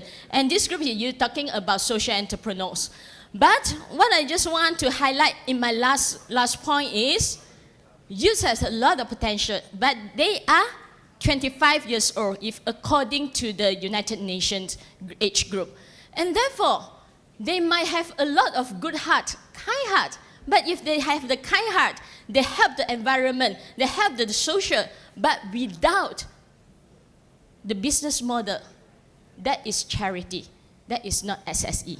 And therefore, the youth, we have to instill them a good value, the vision, but at the same time, it's very important to make them to understand how to sustainable their financing for the good deed through proper business model. And of course, we have to put the human and environment over profit. Okay, back to you. No. Thank you, Ms. O. Okay, maybe there's a last message from anyone of our discussants. Yeah. Yes. Dr. I would like to bring the case now. How is the case study or the case model of the SSE practices in Indonesia? Okay, yeah? May I? Okay. Okay, this is about, it's not yet appear in the slides. Can we have, okay, yeah? There is we call it a farmers union in Indonesia. This is in West Java. It consists of 2,000 members for 4 districts. What is the objective of this farmers union? They would like the issue is more on the agrarian reform. They want to claim the land so they could have their agriculture, because in the colonial time there was a plantations organized or owned by the Dutch, and after the independence then it becomes managed by the government as the state plantations. So they want to claim the land, they want to be like the owner on their land. So this is about the Pasundan, yeah? Okay. because by understanding this, you can checklist to your organizations if you want really to know how is actually the indicators you can make check whether your organizations follow the SSE principles or not. This is 7 principles comes from ILO, and we have as well in the if you see the books that Joel has introduced you this morning, the green book with the inclusive business, inclusive community, then these are the indicators. At the first, engage in the economic activity. From my research, it says yes, check. Why? Because all the farmers, because they get the land, they claim the land and they get it. Now they can make the agriculture activities there, and they make the cooperative, and they build the collective marketing. So the economic activities I can found there is check. And then the second, primary of people offer the profit. It is as well, yes, check. Because they work together, they're doing marketing together, they doing the collective engagement as well, negotiating with the government to give back the land to them. And this is people offer the profit, not for themselves, but for the community. And then the third, contribution to this decent work and SDGs. It is as well, yes, check as well. Because by getting the land, it will reduce the poverty and so many other SDG goals met by their activities. Mutual aid, this is as well check, because they are working together in the farmers union. They try to help each other. Solidarity in case of the disaster, in the health issues, and so on. Voluntary cooperations. This is a voluntary cooperations participants. If they want to attend corporate in the farmers cooperative or this farmers union, there is no pressure from others, internal, because of this themselves would like to join this with this farmers union. And the last but not least, but this is important, democratic governance. Yeah. So this is confirmed. They build all decisions based on their structures. They do not depend on the elite or the steering committee, but they build from the village and then going to the district. Then they make it all the decisions. Now the next might be about the SDGs. Oh. Okay, just a moment.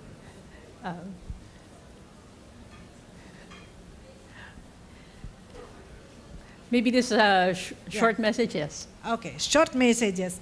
What I want to say about the gender, how this farmers union care about the genders. What I think very interesting, in common way in Indonesia, the men will hold the certificate, the land title, but because the women as well active in their agrarian reform to claim the land, and all the members are agreed that the women has as well the right of the land title. So that means 50% for if you have the 100% land title, then 50% will entitled as on the husband name, and then 50% of the certificate entitled with the wife on the wife. I think this is very good and showing how is the democratic governments can help the women equality in the society. Thank you. Thank you, Dr. Eri. Yes. Our very last message. Last message. Yeah, short one. I believe in small is beautiful. There was a book, maybe you can see the book. Small is beautiful, and I think that is very timely for this conference. Social solidarity economy, sustainable, small is sustainable. Let's not dream too big. What is important is solidarity and getting our acts together. But sustainable is still small. Small is beautiful. Thank you so much, Ms. Oni. Now, Ms. Sunfari, okay. So, thank you so much to our discussants and to everyone here.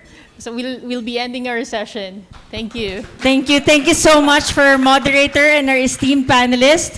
Do stay in the middle so that we can give out your certificates and a photo opportunity.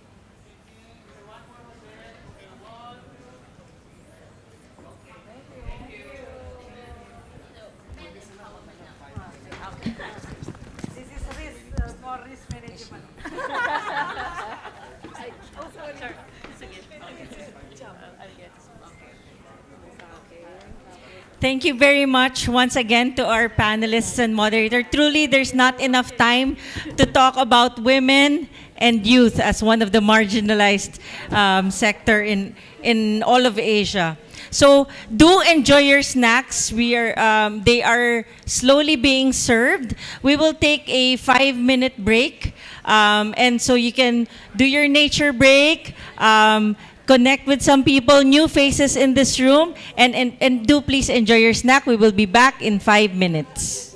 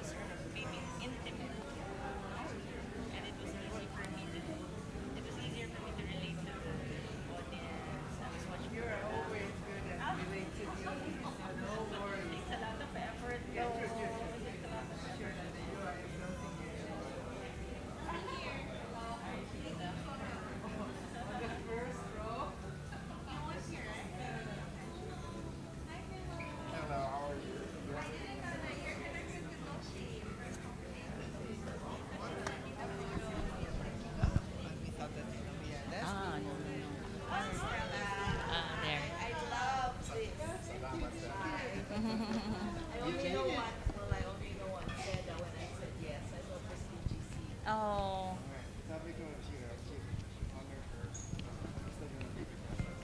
Thank you. Thank you so much. So we can start now. Yeah. We can let Jonathan. Would you like to? You want to put down your stuff first? Sure. You can just put it there. Those are just, that's just my laptop pockets. That's it. Okay. Thank you. You wanna, your handbag is okay. Okay, thank you. Just in case. Just in case something happens.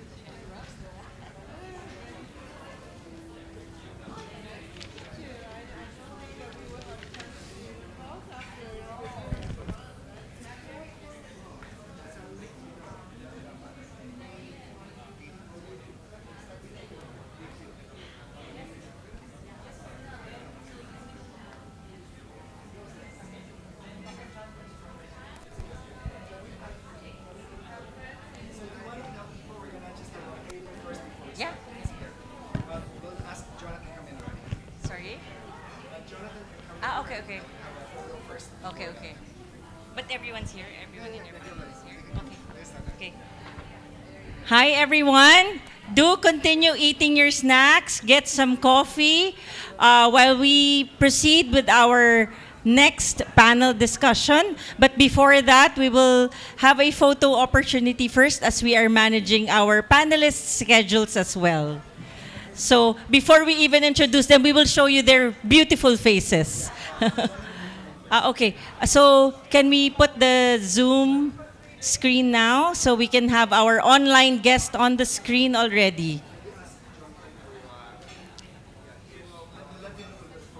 Okay, okay. There. Ayan. I don't know. I'm not sure. Jonathan, can you see us? If you can, please wave. He's frozen, I think. There. Hi, can you see us? We can see you. See you? No, I'm looking at the slides and I can hear myself as well. Okay, can you hear us? Yes. Okay, so we will be having a photo first. So if you can smile. Okay, I will give you instructions so you'll know what's happening. Right now, we are just setting up to take the picture. Okay. Okay, we're doing this in reverse. Okay, Jonathan, please smile for us as we take a photo. Is the photographer ready? Okay. Okay. Ready, photographer? Okay, ready. 1, 2, smile, Jonathan. Okay. Okay. One more. One more. Ready. Okay, thank you very much. Thank you very much. Thank you, thank you. We will do this in reverse. Okay. Sure. Okay, you may remain seated while I introduce your session. So our panelists here already on stage will be discussing how the sector can be mobilized towards investing and I will do that again. They will be discussing how the sector can be mobilized towards investing with intentionality to drive positive social and environmental outcomes in social enterprises and the social and solidarity economy initiatives, not only for the Philippines, but across the ASEAN region. This discussion will be expertly moderated by none other than Sir Philo Alto, founder of Asia Value Advisors in Hong Kong. Let's give Sir Philo a big round of applause. Good afternoon, everyone. Everything's back to back, and today it feels like we had a photo taking before we do our part. So in a way, it's like investing with impact, because we get our reward first, which is the certificate, and then followed by our performance. So in a way, we have to make good on this, otherwise we won't be invited back to this event. Thank you, everyone. So my name is Philo Alto, and I'll be the moderator for today. In the interest of time, what we will do for this topic is that initially the topic was about impact investing. But given the breadth of the topic and audience in the room as well as online, we noted that there are many of the practitioners here, many of them at grassroots level, wherein you're trying to do a lot of good work, whether framed as SSE or SE in terms of the approach, and operationally as an SE. But at the end of the day, as I mentioned in the earlier session this morning, eventually as your organization or projects scale, you will need to figure out who are the next stage of funders, number one. And number two, even as you collaborate and start organizing yourselves regionally and forming alliances, collaborations regionally, you will find that funders may look at it differently. Because they look at it differently, sometimes you may wonder, your current funders will think that here's how we want you to do it, here's our KPI, but later as you grow up, as you scale, and as your movement start becoming more sophisticated, the next group of funders start saying that we would actually thank you, but we actually look at something different. Maybe yes, maybe no. So for today, we have a distinguished group of experts who actually, through their respective lenses, we changed the title slide to make it Investing with Impact. Because I will ask them to share individually their self-introduction. At the same time, within the self-introduction, they will weave in their introduction as it relates to the topic, and you will then see the connectivity as to what funders are looking for and how they define the work from impact perspective in their lens and how that can actually translate to your lens. So with that, I will ask, I think in my notes, I will ask, might be Ayaka for now. So Ayaka will start with the self-introduction and then we'll move around the room and virtual room. Ayaka. Thank you, Philo. And good afternoon, everyone. My name is Ayaka Matsuno. I'm the Director of Social Innovation Program of the Sasakawa Peace Foundation. Thank you very much for having me here. It's my honor to come to this National SE Roadmap conference, second time around. So the SPF, for those people who may not know us, we are the Public Interest Incorporated Foundation based in Tokyo, Japan. We only have office in Tokyo, so we don't have any other office outside of Japan, but our mandate is to catalyze positive change for social innovation.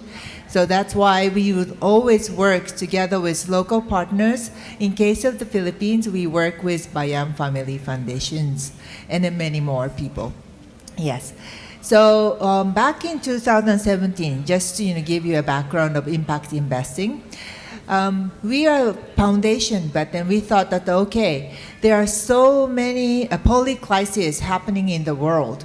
We can't afford to just do one thing and then try to create a positive impact. We need to utilize all the resources that we have. Resources that we have, meaning that the endowment we have, human resources, networks, and also experience in the region. We need to mobilize all of that.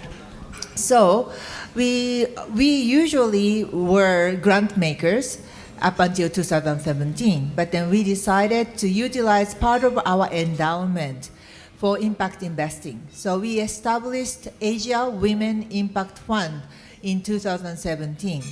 So at that time, impact investing hasn't been talked about too much.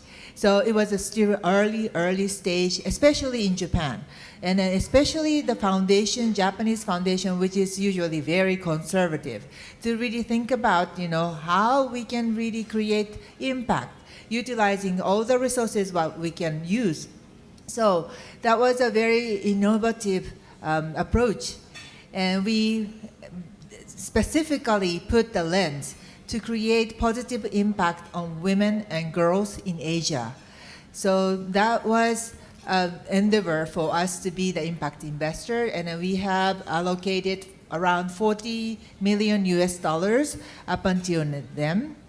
But because of the current market situation, and also unfortunately Japanese yen is so weak, so we are now holding off to the new investment. So this time, I'm not talking too much of our role as impact investor, but then also we are looking into both supply and demand side of the capital. So this is the supply side, but then demand side, we obviously have to support women entrepreneurs. So that's why we have some series of capacity building technical assistance project for women entrepreneurs in Southeast Asia, Cambodia, Myanmar, and also Philippines, Indonesia. But then now we would like to really focus more on social entrepreneurs, because when we are working for women entrepreneurs, we realize that many of them are very much socially driven and impact oriented. So that's why we decided to really pivot our focus more for social enterprise and then now social solidarity economy. So that's the reason why we got involved in this national SE roadmap. Sorry, it's a little bit long introduction, but then this is what we do. Thank you, Ayaka. And I think for the audience, both online and offline, please note that whoever your current funders are, and also maybe your prospective funders, sometimes you may have KPIs that seem to be relevant to them, and then when you speak with another prospective funders, their KPI might be different. And so just to keep in mind that it is more to inform you as to what your needs are today. And as your organization or projects or initiatives scale, it may be different later, but really understanding where the funders are coming from in relation to the mission and vision of your organization. Otherwise, you're just always chasing after the funding and not knowing exactly what it is that you're trying to achieve. With that, I'll pass it on to Stella. And as a background before she gives her self-introduction, now Stella, even though in her current role, this is not prepared. Stella's getting nervous as to what I'm going to say. Nothing much, yeah. In her current, she has already, even though her professional capacity, which she will be sharing with you, she has also observed and met with different funders, both regionally and globally as well. So you will find when you hear from her as well that different funders are very different as well. So please don't feel super excited or super discouraged when you find that you think that you've met with one and you've gotten it. Turns out that it's different for another one. But with that, I'll pass it to Stella. I'm not trying to preempt her talking points. Stella? When Philo asked me to join, I wasn't sure how it would directly fit, because ADB, Asian Development Bank, apparently for many decades was known in the region as Asia's dams and bridges. So we've been around over 50 years, and for most of that 50 years, our focus has been on funding infrastructure, especially transformational infrastructure, which are the cornerstones of traditional thinking of lifting countries out of poverty. Probably in the last couple of decades, there has been more focus on soft infrastructure. So policy, and then also beyond power and transportation, looking at social infrastructure, education, and health. The multilateral development banks like ADB have been under, I think, consistent criticism, especially in the last decade, for not lending enough, not moving quickly enough, etc. So I wanted to use the time that Philo allocated for us today to very quickly bridge into hopefully how it fits in your sector. But I'll start with how we're trying to evolve. People keep talking about the infrastructure gap in the region, the $1 trillion infrastructure gap. This will not be met by multilaterals alone, but multilaterals embrace that private sector and CSOs and social enterprises are very much a part of the solution. So the challenge is how to balance continuing to do transformational work and investments with government and working with the private sector to crowd in. Some quick numbers about ADB. So about, I would say, maybe even just 15 years ago, we were an 8 billion a year lender. In 2023, we lent 23.6 billion of our own money and crowded in an additional 16 billion. So that's 40 billion a year of lending our own money and our partners' money. 85% of what we do is still with sovereigns. So do not despair though, because part of the evolution is we don't just fund infrastructure. So of the sovereign projects that we do, 2/3 are still infra, but we are trying to encourage more involvement in education and health, as I mentioned earlier, agriculture also. But 1/3 could in fact directly benefit from the people in the room. 1/3 of what we do is more advanced lending for maybe for multilaterals. It's a bit cutting edge still for us. So policy-based lending, where the voice of civil society organizations as advocates and experts on smaller stakeholders, the issues of local communities is extremely vital. So so we have evolved by trying to lend more. That is our mandate. We have also tried to use the dialogue and the trusted advisor relationship we have with governments more meaningfully for impact that also hopefully cascades. So I will transition from that to what I hope is relevant to the people in the room. What I do, that's also relevant to people in the room. So at ADB, I am a resource mobilization specialist. It is looking for new partners and new ways of partnering. So we are traditionally a lender. So governments come to us to borrow 25 to 32-year money. And we have the opportunity to inform and influence what they borrow for. So for the many Filipinos in the room, for example, we have very active conversations with Department of Finance, NEDA, on priorities and what is the economic return of the borrowing. So even if there is a lot of criticism of overborrowing or incorrect borrowing, that is really intended to be intentional borrowing based on prioritizing different areas. What I do is I look for catalytic capital. I compete with many people in the room. I look for catalytic capital because when we're trying to convince governments to, for example, invest more in women in education, it's very helpful to have carrots that, for example, can fund studies, technical assistance. So I wish I came earlier. I could have already made pitches. Technical assistance, capacity development, pilot projects, these are critical for us because they very clearly inform and influence and help us encourage people, governments, especially our government counterparts, to borrow.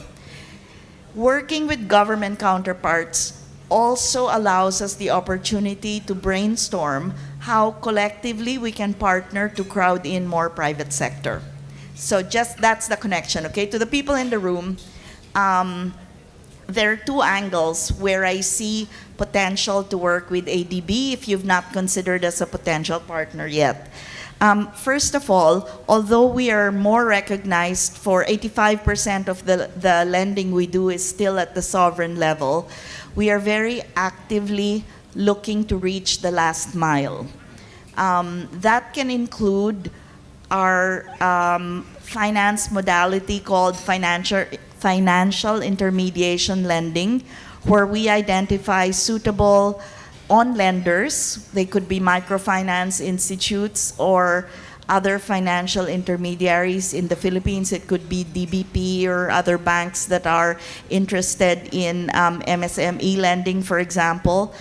We're not in a position to make $10,000 loans, but we are in a position to identify suitable partners where we might agree on, say, a $50 million or a 100 million peso program for on-lending.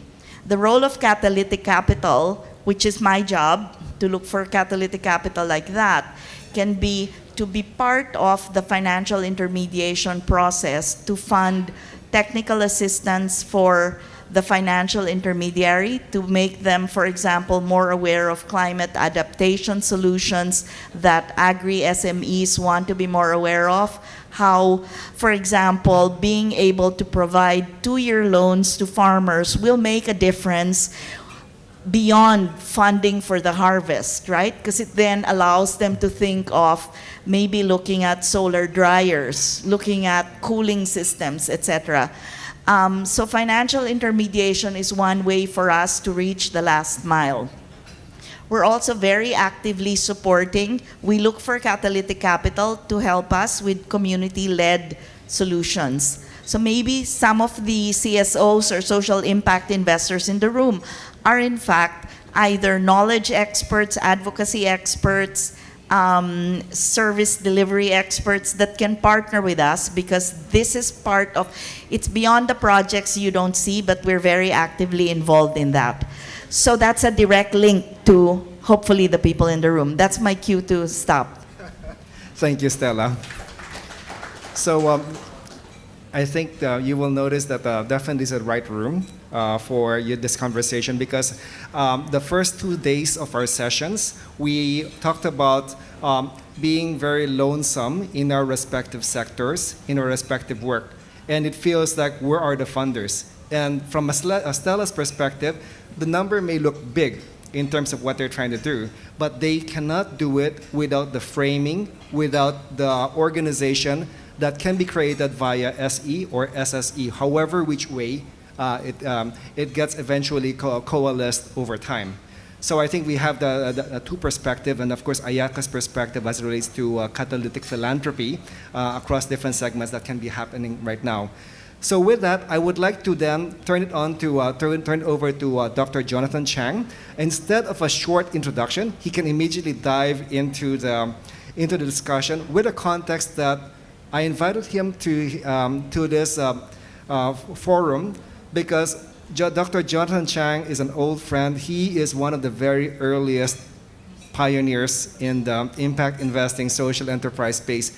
So much so, maybe Jonathan, you're not, I'm putting you on the spot here. My very first article on impact investing in 2012 was through his university affiliation with the Singapore Management University, saying impact investing, is it a hype or reality? Something along those lines. And it was through Jonathan's leadership that enabled this to happen. So he will share his perspective across the evolution of the space, and I will leave it up to him because he just has multiple hats, so many to mention, but I think it's good for us to have both what's happening today as well as the historical perspective, where things were before, where things are now, and hopefully through our discussion we can talk about how we can take things forward. With that, Jonathan, over to you. Thank you so much, Philip, for that warm introduction. Hi, Stella, Ayaka, and everybody there. I'm a little bit jealous, the fact that I have to dial in via video call instead of being there in person. But anyway, I hope that you can find the discussions as informative as possible. So I am dialing in from Singapore. So the background here is not a virtual background. It's actually a view from my office. Now, to cut the story short and jumping into the conversation, you can always Google about me and my background and what I do now. But I wanted to take the opportunity to kind of expand what Philo mentioned earlier about the social entrepreneurship or impact investing field through the historical context, because I did spend quite some time looking at it from a research perspective, from a capacity building perspective. And Philo is right. More than a decade ago or a decade ago-ish, the concept of social entrepreneurship or social impact, it's quite foreign to many people. Oftentimes, they associate the word social enterprises or social enterprise, social impact with a non-profit sector. I would like to make a distinction here. I understand that social entrepreneurship can also include the non-profit organizations, but then at that time, we really wanted to highlight the idea of that you can be you can do both, meaning you can achieve financial sustainability while making an impact. Matter of fact, I remember at some point I had to explain to people that the words social enterprise, they are equal because too much social, then you're no longer you're on the non-profit side. Too much enterprise, then you're no different than any other traditional companies out there. So it has to be a balance. And I also remember whenever I talk to young students or aspiring entrepreneurs, some of the most common questions that were asked back then was, how do you prioritize? Which one that you prioritize first? Is it the impact or is it the financial sustainability? And the way I answer that question, that I turn it around is I said, look, whenever you're on an airplane, before it takes off, usually there is this announcements about safety announcement, and then if you pay attention, it says that if in the event of a turbulence or something dangerous like that, the gas mask will the mask will drop. And the first thing that they ask you to do is please put it on yourself first before you put it on your children or on your child. And if you think about it, even that concept is going against the nature of a parent. Any parent you ask, they will sacrifice themselves for their child, or they will rush to help the child first. But why is that instruction is so important? Because I would like to say that social enterprise is in that way. We have to look at financial sustainability first, because if your organization goes bankrupt in 3 months, a year, or 2 years, then all of the great work that you have been doing or what you plan to do, essentially they will go to waste, right? So I think that is sort of really, if you look back, the transformation of organizations, and now you see people are really embracing this whole idea of triple bottom line and a bit more commercial in nature, and really putting focus on quality as well. That's another thing that quite happening often in the past. Many social enterprises, they focus so much on the sob story of their beneficiaries. They'll put up like photos of, you know, sort of their beneficiaries in a sad way, and then that's sort of the way they sell their products. But I told my, look, nobody buys something out of pittiness. That is not a sustainable business model, right? None of us goes to Apple or any kind of H&M feeling sad for the store, and that's why we buy it. That is not the nature of shopping. So people will like to feel, they get good value of the products, and then hopefully there is not hopefully, but then the social impact sort of a plus sign. So I think that's sort of the trajectory of the field, and I see that more and more people embracing it. I'm going to stop there. Thank you, Jonathan. So I will, just in the interest of time and also efficiency, I will start first with Jonathan in terms of how, maybe more in terms of a concrete here and now, but a brief response. What, over the years and where things are right now, what do you think have changed compared to what you've seen before? And because this group in the this convening itself is more about organizing ourselves across different thematic areas. And yes, it's successful. It's important to get it done as it links to the upcoming meeting of the Sustainable Development Goals. But what are your observations as to where things are today, purely from evolution of the space? It's getting exciting. Certainly, the conversation has become more refined. People have a better understanding of what social enterprise is, social entrepreneurship, or social impact, or social innovation. And another thing is also the type of entrepreneurs that I see. They are also a bit more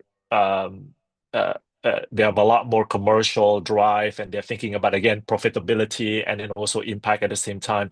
And the investors as well, because for the longest time, it was quite difficult to find impact investors. They tend to get money from foundations in terms of grants or government programs, but now more and more there are professional impact investors. Why I actually like that is because, again, what I tell to other people, money is good. I understand it's important, but when it's professional investors, they also come in with network expertise and they really mentor and push the entrepreneurs to think beyond what they can do now.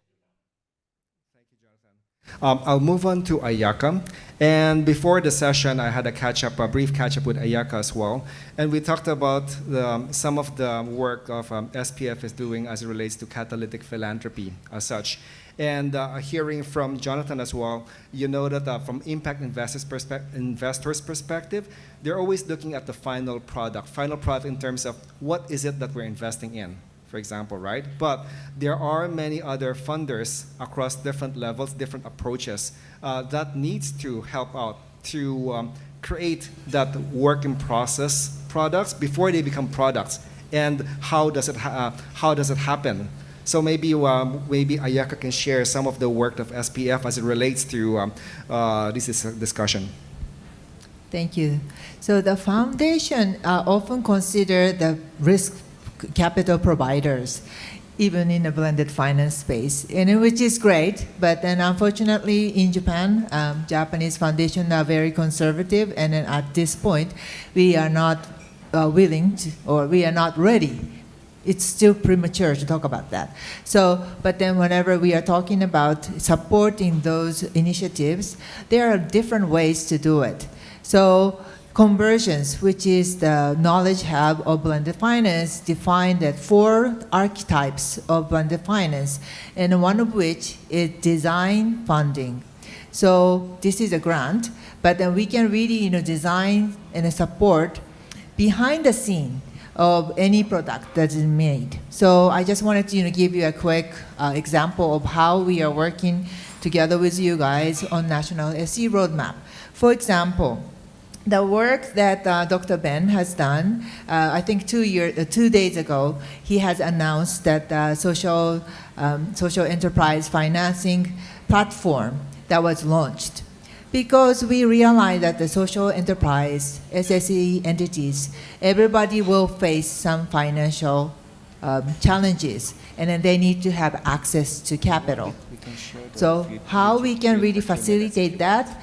We we asked Dr. Ben to do the feasibility study for the financial service providers and how we can create such kind of platform. So based on that, there you go, you have the financing platform. So behind the scene, we are supporting this initiative.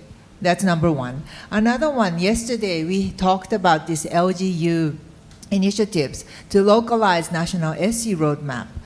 That's something that we are also supporting through Bayan Family Foundation, because we realize that, of course, we need to have good example of social enterprise to thrive, and then we have to see that the concrete example on the ground so that we can push towards policy frameworks. I know that the present bill has been there, and then the framework is still being made, legalized yet. But then if there is a great example on the ground, we can always advocate based on that. That's another thing. Also, you talked about catalytic philanthropy. I would like to say that, what you're doing in the Philippines, from the perspective of Asia that we have been working, it's a very, very innovative approach. It's sector-led initiative, and then of course, you are very organized with different subsectors, and we wanted to learn from your experience. So this end of this month, we will have Asia Philanthropy Congress. And that is a congress that our parent organization, the Nippon Foundation, has hosted to bring about foundations in Asia to really work together and create more impact together. In that stage, we requested Carlo from Bayan Family Foundation to talk about your experience, because we thought that this will be a great opportunity for everybody in Asia to know about what you're doing and then learn from you.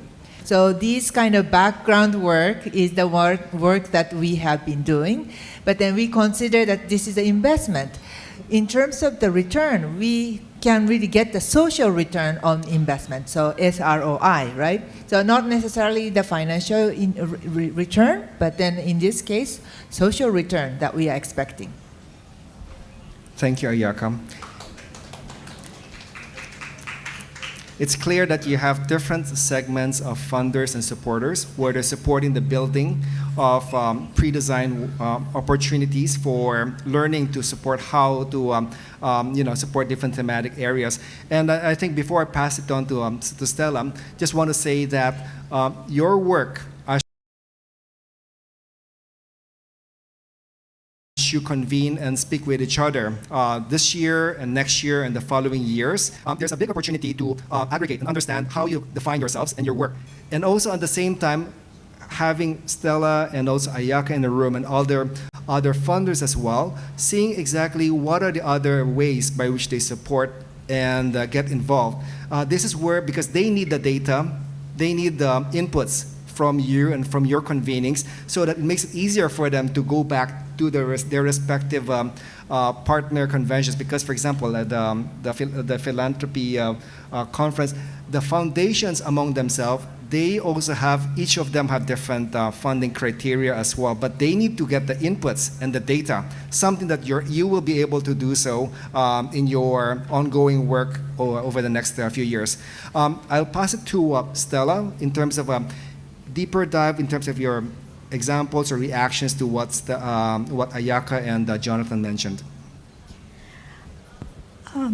There are so many intersections with what Ayaka has said, and also picking up on things Jonathan said. What I wanted to answer was not the question. I wanted to just share a few examples of how we partner to do blended finance, which enables companies to get to the next level. So my role is to actually look for catalytic capital that enables us to do better. One example is we received $25 million grant funding from Bloomberg Philanthropies and Goldman Sachs, which was very targeted at catalyzing new renewable energy projects by de-risking the projects. One which I'm not so familiar with was the wind farm project, for example. So a portion of the capital was used for covering operational losses in the event of downtime as a result of unforeseen issues with the operations. So the 25 million was deployed very, very, very quickly. There was a very high demand for this to enable projects on the edge of probably being bankable to become bankable. And that is a role we want to play more. As you probably also know, and consistent with, I think very aligned with what Ayaka said, funding for official development assistance funding in the world is under significant pressure. So maybe beginning 10 years ago, the demand from refugees arriving on the shores of the largest funders was causing a lot of the funding, a debate that some of the funding should actually stay and care for refugees. That puts pressure on what is available internationally. The other issue now obviously is the wars. Plus, Asia's particular problem is the perception that Asia is so much richer now. There are more philanthropies, there are bigger philanthropies. So the expectation is, and I think it is happening in reality and will continue to, there will be more philanthropic capital, there will be more impactful philanthropic capital because the second generation of wealth is now becoming involved. So I will end with one example of what we are trying to do. So when social, previously not primarily for-profit entities approach us for funding, we spin it a bit and we'll say, where have you gotten your funding? And they, we probably have similar dialogues of foundations that have funded them before. And what we've started to do is create narratives, work to create narratives where funding from their traditional funders using their model can be scaled by working with us. For example, we're talking very actively to a very large philanthropy at the moment to mine through technical assistance research that they have built up over the last 10, 15 years in agriculture. And how can we apply that into our projects? And the projects we're looking at funding are not just government loans, traditional government investments. We're also looking at new ways of government to spend. For example, you're pretty familiar with impact bonds. So if you look at the principles of impact bonds and how they're structured and how they can evolve into this decade, one way could be the lessons on procurement and how impact is measured before payments are made. And then there are rewards for the impact that's achieved. So if that can be used as part of government procurement, I think we will all win. So for us, it's new ways of partnering that creates capital that can allow us to help impact ventures grow to the next level, and then new ways of partnering. So I know we look like the dinosaurs in the room, but please don't hesitate. Although we will be frank, it will take a little longer, but we also want to prove that this is part of going forward, how we're going to do better, more smartly. Thank you, Stella. So you can see that I was just informed that we have 5 more minutes left because we have a very exciting panel after this as well. But it's important that hearing from both Jonathan, Ayaka, and Stella, I just want to say one very pragmatic point for both the online and also the on-site participants today, is that as you look into your projects, initiatives, or companies that you work with or collaborate with, don't just look at the immediate stakeholders that you are currently working with. Think about the existing funders and future funders for your organizations as things scale. Who would those be and what are they looking for today? Don't wait until your organization or the sophistication of your sector expands, number one. Number two is really understand the external environment that you're in, because as Stella pointed out, there are many new developments in the financial markets right now. You have social impact bonds, you have pay for success, you will have policy changes which will happen in the coming years. It's still cooking, where you have impact metrics and measurement and management, which will be required in your reporting, accounting reporting system. Things will just happen very quickly when it happens. And so you don't want to be blindsided with that. With that, I will want to I'll start with Jonathan first. Each of them will share closing words and maybe call to action in relation to any final thoughts or comments that they may have in respect to this question. And if you have a burning question, now is the time to think about it. Otherwise, we will proceed because we have to stop on time. Jonathan, over to you. Okay. I would say that, as I said earlier, things are moving in the right direction. So personally, I'm very excited about that. And I hope everybody's also excited about that. And that excitement should also come into fruition in terms of funders looking at a healthy pipeline in the funding opportunities, and entrepreneurs or organizations also must think creatively on how we can create a win-win situation, not just for the beneficiaries, but also the investors. And I think last but not least, there is a piece here that is policymakers as well, because I do believe in the cross between business, social, and the public sector, because all of that has to be supported as well with policy that is supportive of social impact and impact investing.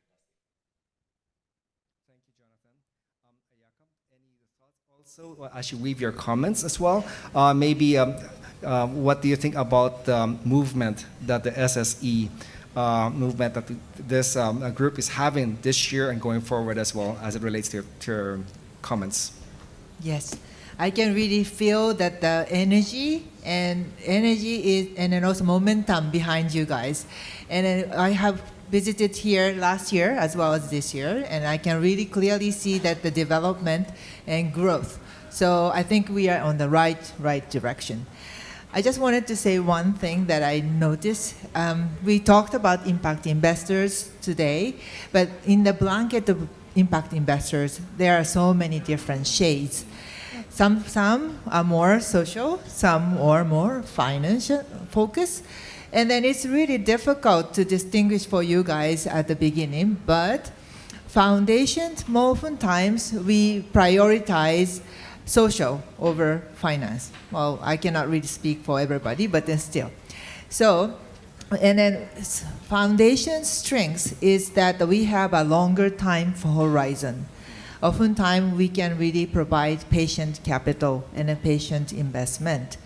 So we think that it's a very good match with SE and SSE. Not everybody wants to be the unicorn, right?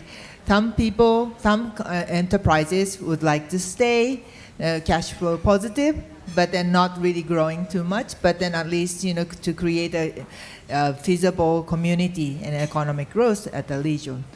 That's fine. So you should really look into the different types of capital and then partners, and then probably you also need to time it in the right time to find the right partners and then work together. In that, I think foundation like us, we can be of some help. I wouldn't really say that we can really work immediately with to bring you to the dinosaur, she said. Stella said the dinosaur. But in our support, it's more like a mouse. So along the line, it has to be a supply of support and supply of capital in different natures. So I would like you to consider foundation as one of the options. Thank you. Thank you, Ayaka. So different types of capital for different stages and different needs, and also different, sectors as well. Stella? I want to talk about two trends we're hoping to help catalyze, an overused word this afternoon, but continuing from Ayako said, we're very keen to build more dialogue for collective philanthropy.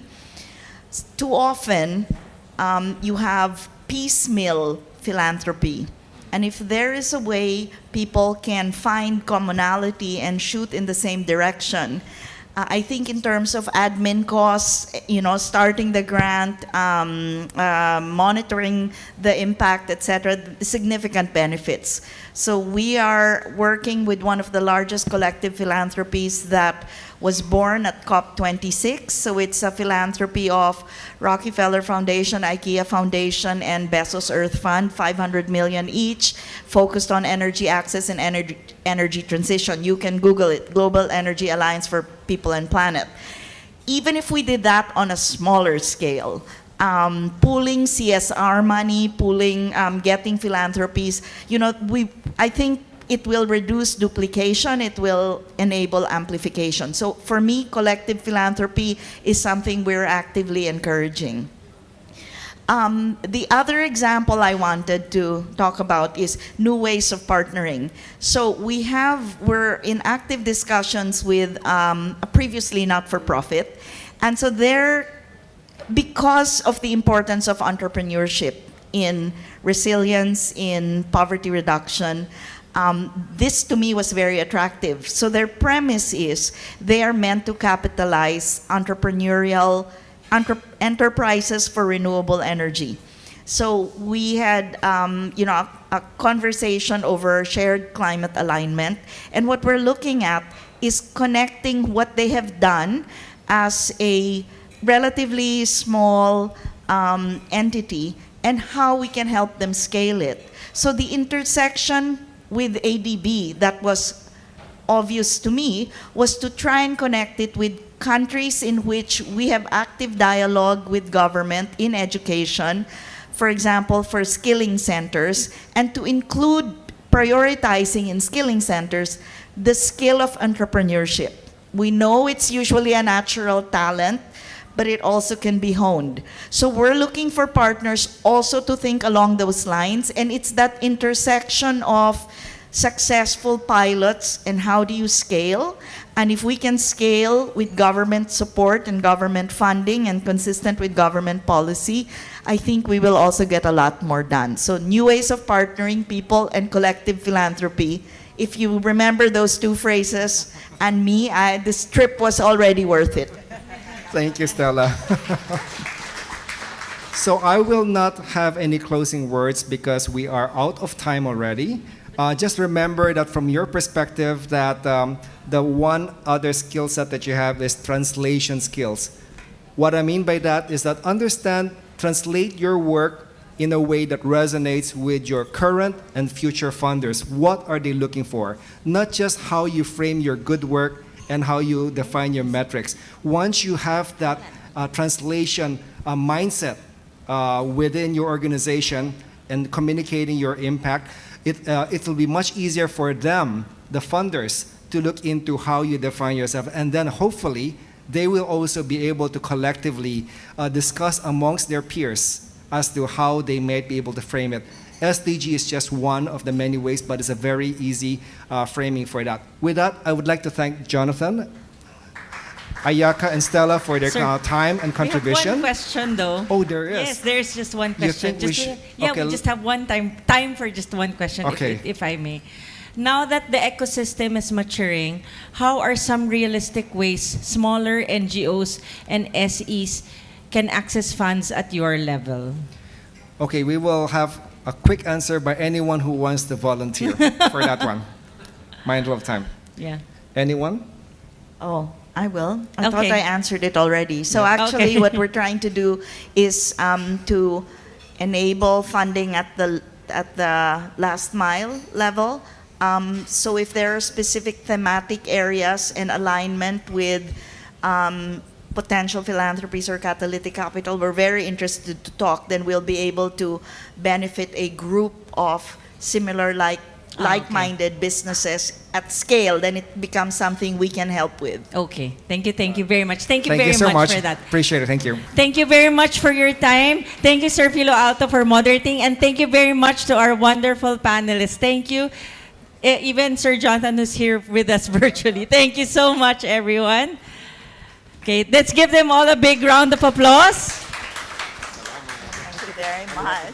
Yes, I have to go. I took her card. I will write you. Okay. Thank you very much. Thank you.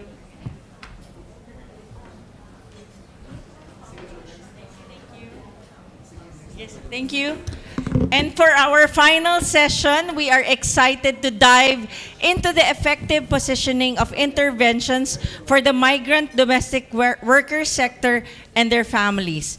In this session, interveners from both Hong Kong and the Philippines will share their valuable insights on how these interventions can be efficiently implemented through collaborations on both public and private stakeholders. Moderating this session once again is the Executive Director of MLQ Academy, Mr. Luke Orbos. Thank you, Maan, for the final time. Thank you. Good afternoon, everyone. So, yeah, thank you for this final segment, for joining us. First of all, I will introduce my speakers, but actually, instead of me reading their bio notes, I will allow them to introduce themselves. So, just to contextualize, a brief introduction on our migrant worker economy interventions. So, this effort, the migrant domestic worker sector, it's actually a big sector, really big sector, and we recognize their contribution to economic development, particularly in our country, because of the remittances that they give and contribute to our economic sector every year.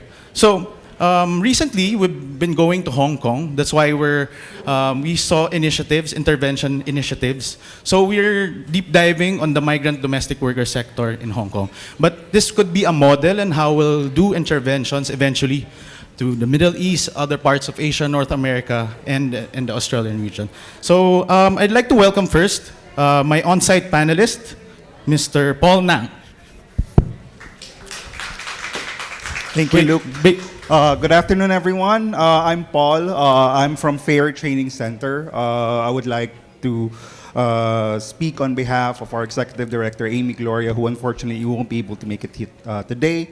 We at FAIR Training Center, we are a non-stock corporation which was established almost 8 years ago. We're actually gonna be having our anniversary 2 weeks from now. So we started off as a TESDA registered training center, but we've helped transform domestic work training, pre-migration domestic work training, by putting equal, if not more, focus on soft skills. So I would love to share more about that later on, but I'd like to give the floor to the rest of the panelists. Thank you, Paul. Thank you, Paul.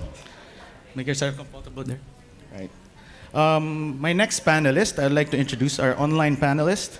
First of all, I would like to thank her because actually she would really want to go here.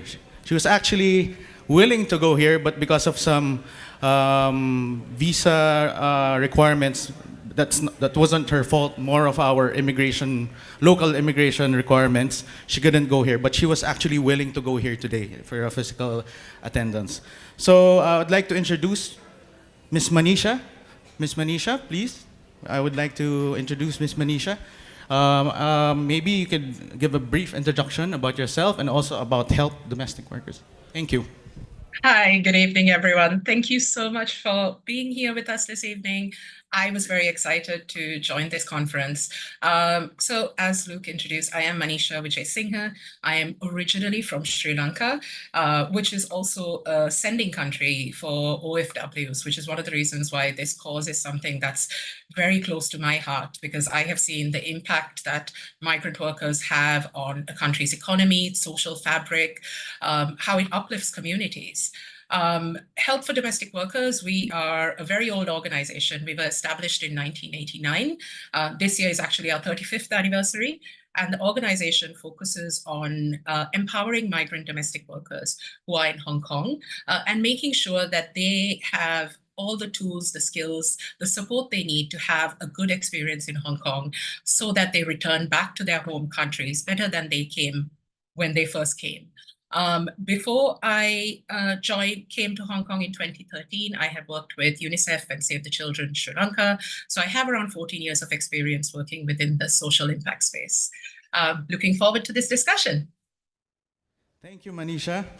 So for our last panelist, online panelist, actually he's here in the Philippines, and I would actually like to thank him very much. He's actually attending the wedding of his brother, but he made time before attending probably the celebrations. I'd like to welcome Mr. Miles Nang. Miles? Hi. Yeah, hi. Hi, thanks, Luke. Hello, everyone. I hope you can all hear me well. Like literally 10 minutes before our session, it was getting a little bit choppy. So calling here from Cebu. I'm a born and bred Cebuano.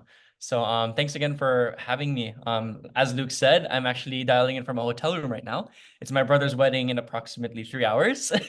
And when Luke and Philo reached out to me saying, to talk a little bit about our OFW space and our community here in Hong Kong, I immediately said yes, because it's a really big space, as Luke already said. And we've got some stories to share. We have some facts that we want to discuss, and we have some problems that we'd really like to work with all of you. But a little bit about me. I am the founder and CEO of HelpBridge. HelpBridge is an online business school, a social enterprise that helps OFWs, specifically domestic workers based in Hong Kong, migrate back to the Philippines with the business skills that they need to start their own small businesses.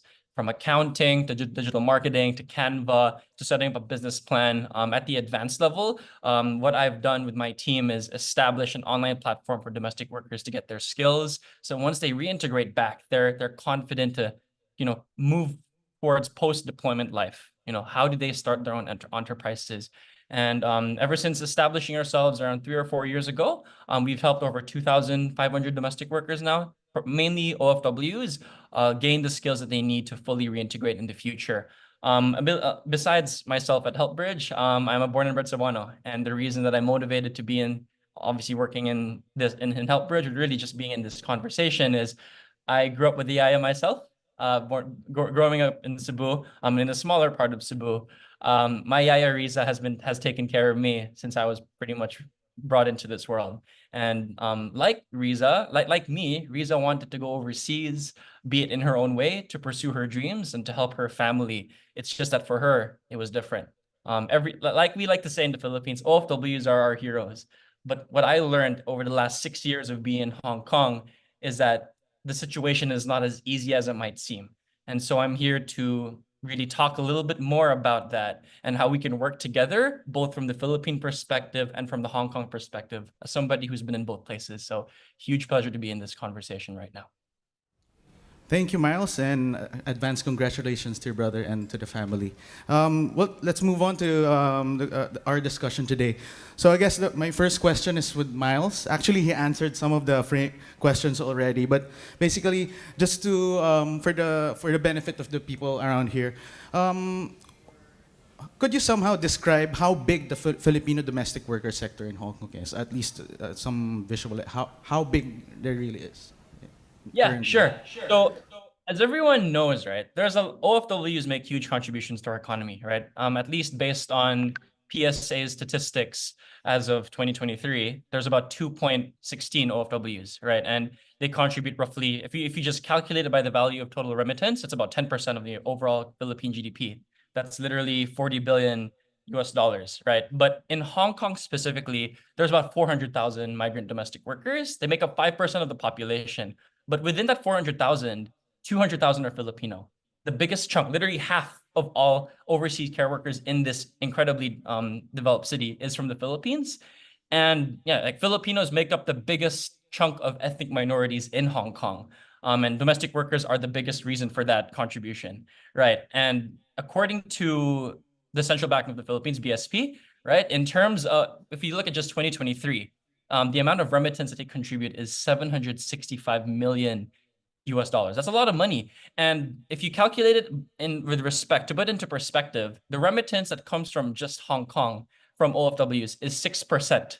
Okay, 6% of all OFWs in Asia. Now, while 6% might not seem like that much, the number of Hong Kong people, the population of Hong Kong is 0.2% of Asia. And so when you think of it in terms of scale, the amount of salary that's going to these overseas workers and then going into the Philippine economy is immense. It's a huge amount. And when you think about the aging economy, in East Asia, Japan, Korea, Hong Kong, people continue to get older. The demand for overseas migrant workers, especially OFWs, will increase. So that means that, at least according to Hong Kong, by 2038, the number of elderly is expected to jump from 15% to 30%. To simplify things a little bit, imagine that remittance from 765 million US dollars to 1.5 billion just because of these trends. And so the size of this community is immense, not just because of the economic contributions, but the social contributions to Hong Kong's fabric. And OFWs are everywhere, but Hong Kong is one of the biggest places where they make immense contributions. Information. Indeed, the migrant worker sector in Hong Kong is big. So, given that, and you're situated in Hong Kong yourself, could you at least describe or at least tell us some of the most common challenges faced by the migrant domestic workers in Hong Kong, Filipino domestic workers in Hong Kong? Yeah, of course, Luke. So, the challenges that OFWs face, everyone knows the obvious one, right? Relative to most families, where at least in the Philippines, we're a slightly conservative society, where the man contributes most as the breadwinner to their family. For domestic workers, imagine when you're the mother, but you're also, more often than not, the sole breadwinner of your family. And that brings me to the biggest, for me personally, at least an issue that at HelpBridge, where we're trying to help, is financial obligation, right? Domestic workers on average earn about 5,000 Hong Kong dollars. That's about 38,000 pesos, Philippine pesos a month. And that's actually the minimum wage for migrant workers in Hong Kong. Now, according to many surveys run by NGOs in Hong Kong, that's about 50% of the whole population already earning minimum wage. But 38,000 pesos. I mean, from my experience, because whilst I'm working on HelpBridge as the CEO, I also am an HR professional for BlackRock, which is the largest asset management firm in the world, basically. And I was looking for jobs when I was in university. And I remember applying to JP Morgan in Manila, and the salary equivalent of a JP Morgan analyst in Manila is comparable to the minimum wage of an OFW in Hong Kong. Anyways, but I sidetracked. The point I'm trying to make here is that's a lot of money. But then when you think about it from someone who's usually from the provincial side of the Philippines, they're the sole breadwinner, they tend to take a huge chunk of that, 80%, and send that to their families. And so that leaves them with about 20%. So if it's 38,000 pesos, 20%, that's roughly 8,000, right? It's not a lot to play around with every month. And sometimes people forget that OFWs are humans too. They have their own needs. And because of all the love and support that they give for their families through their remittance, sometimes they go through cycles of debt. You know, the kids start asking for toys. The husband starts asking to buy a motorcycle. I've had lots of encounters like this. And as a result of that, many of them go into debt. And then as a result, the economic contributions they make end up going the other direction because they're in cycles of debt. They're not able to send as much. They stay in Hong Kong. The family cripples. And so from a social perspective, that's a huge problem. Now, let me talk about two other issues, and I think Manisha can speak to the other one as well. Access to legal rights. Now, besides the financial issues that OFWs face, like this is the most obvious.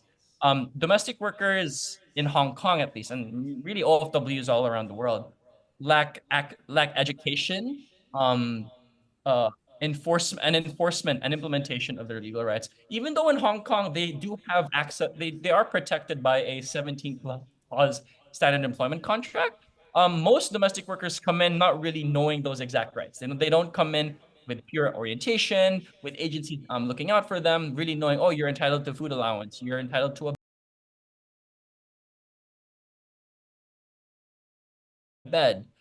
In Hong Kong, where there's so much, where space is an issue, many organizations help domestic workers face this issue because many domestic workers just don't have access to a room. Even if in their contract they're entitled to a room, there's lack of enforcement for their legal rights. So even if domestic workers have that right, many of them, at least in a recent study, more than half of domestic workers might not actually have access to a room, even if the contract states so. And so, but that also makes sense because Hong Kong is a very tight space, it's a very tight society. According to the Hong Kong government, 90% of all domestic worker employers are sized at 4 people or less. So that's mom, that's dad, that's 1 or 2 kids. So to be able to afford that extra bedroom, especially in a real estate that's a market that's incredibly expensive like Hong Kong, it's difficult. So as a result, OFWs suffer. And the third one, just very quickly before I move on, is gender and racial discrimination. We have to accept the fact that in Hong Kong, 99% of our OFWs are female, and they come from developing countries from Southeast Asia, Indonesia, the Philippines, Sri Lanka, India. And so that leads to a lot of racial discrimination as well. The way that they're treated in their holidays, the way that they're just treated overall. And so it's a hodgepodge of issues, Luke, but these are just, this is the way that I always like to segregate these issues.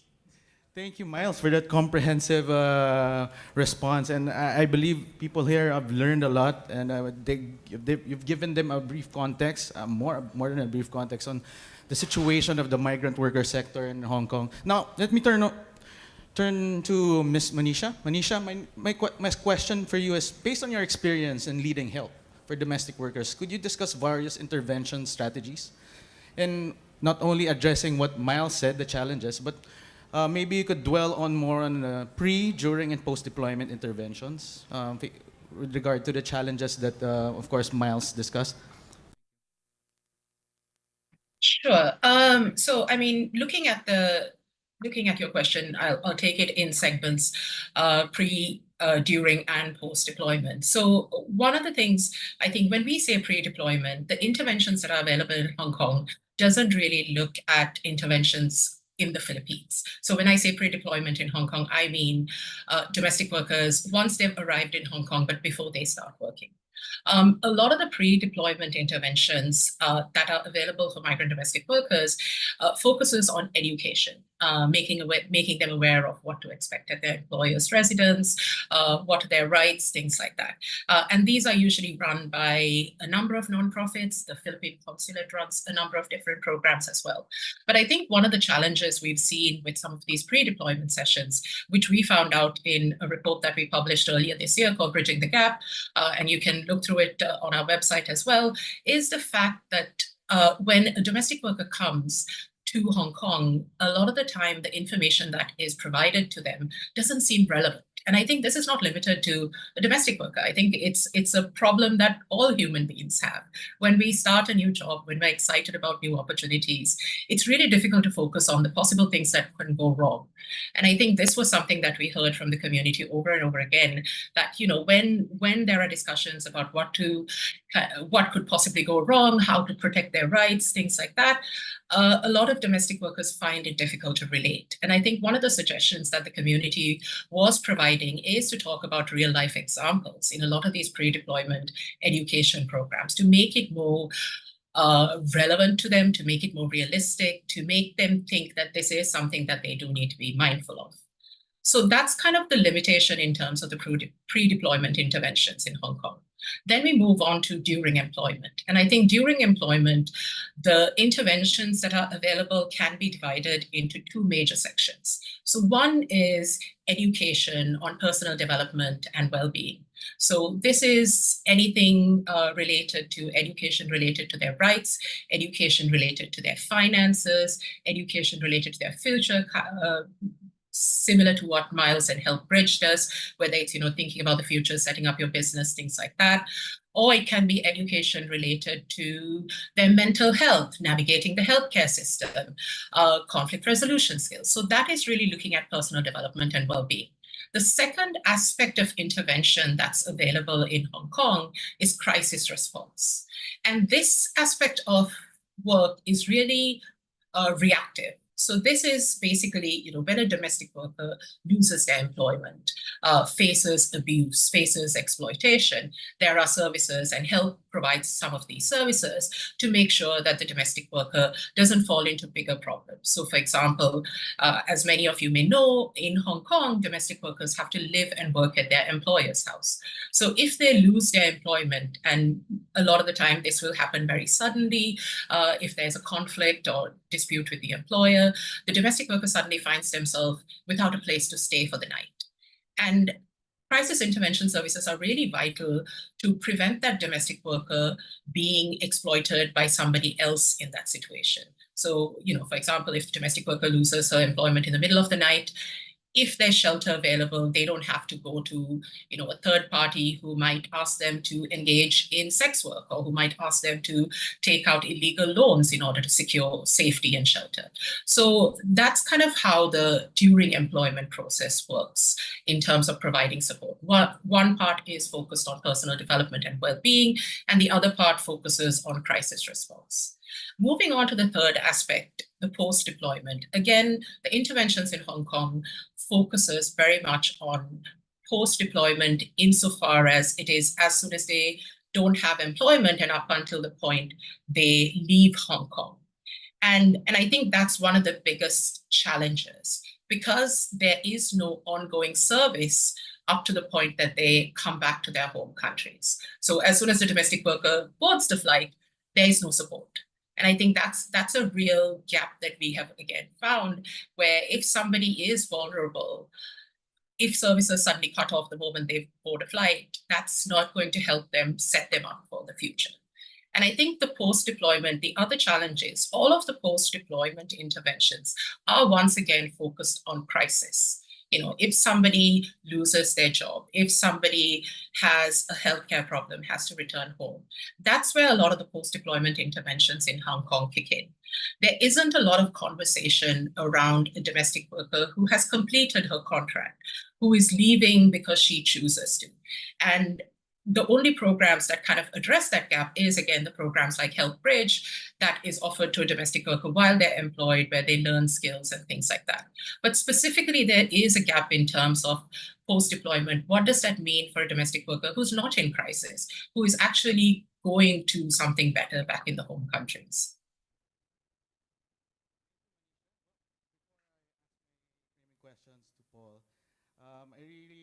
appreciate what you told about reactive and preventive, or at least preparedness interventions. Because initially, my insight would only, my thought or my insight about interventions with regard to migrant domestic workers about pre-deployment, during deployment, and post-deployment. But actually, you can further split it down into two with regard to preventive, preparatory, and reactive.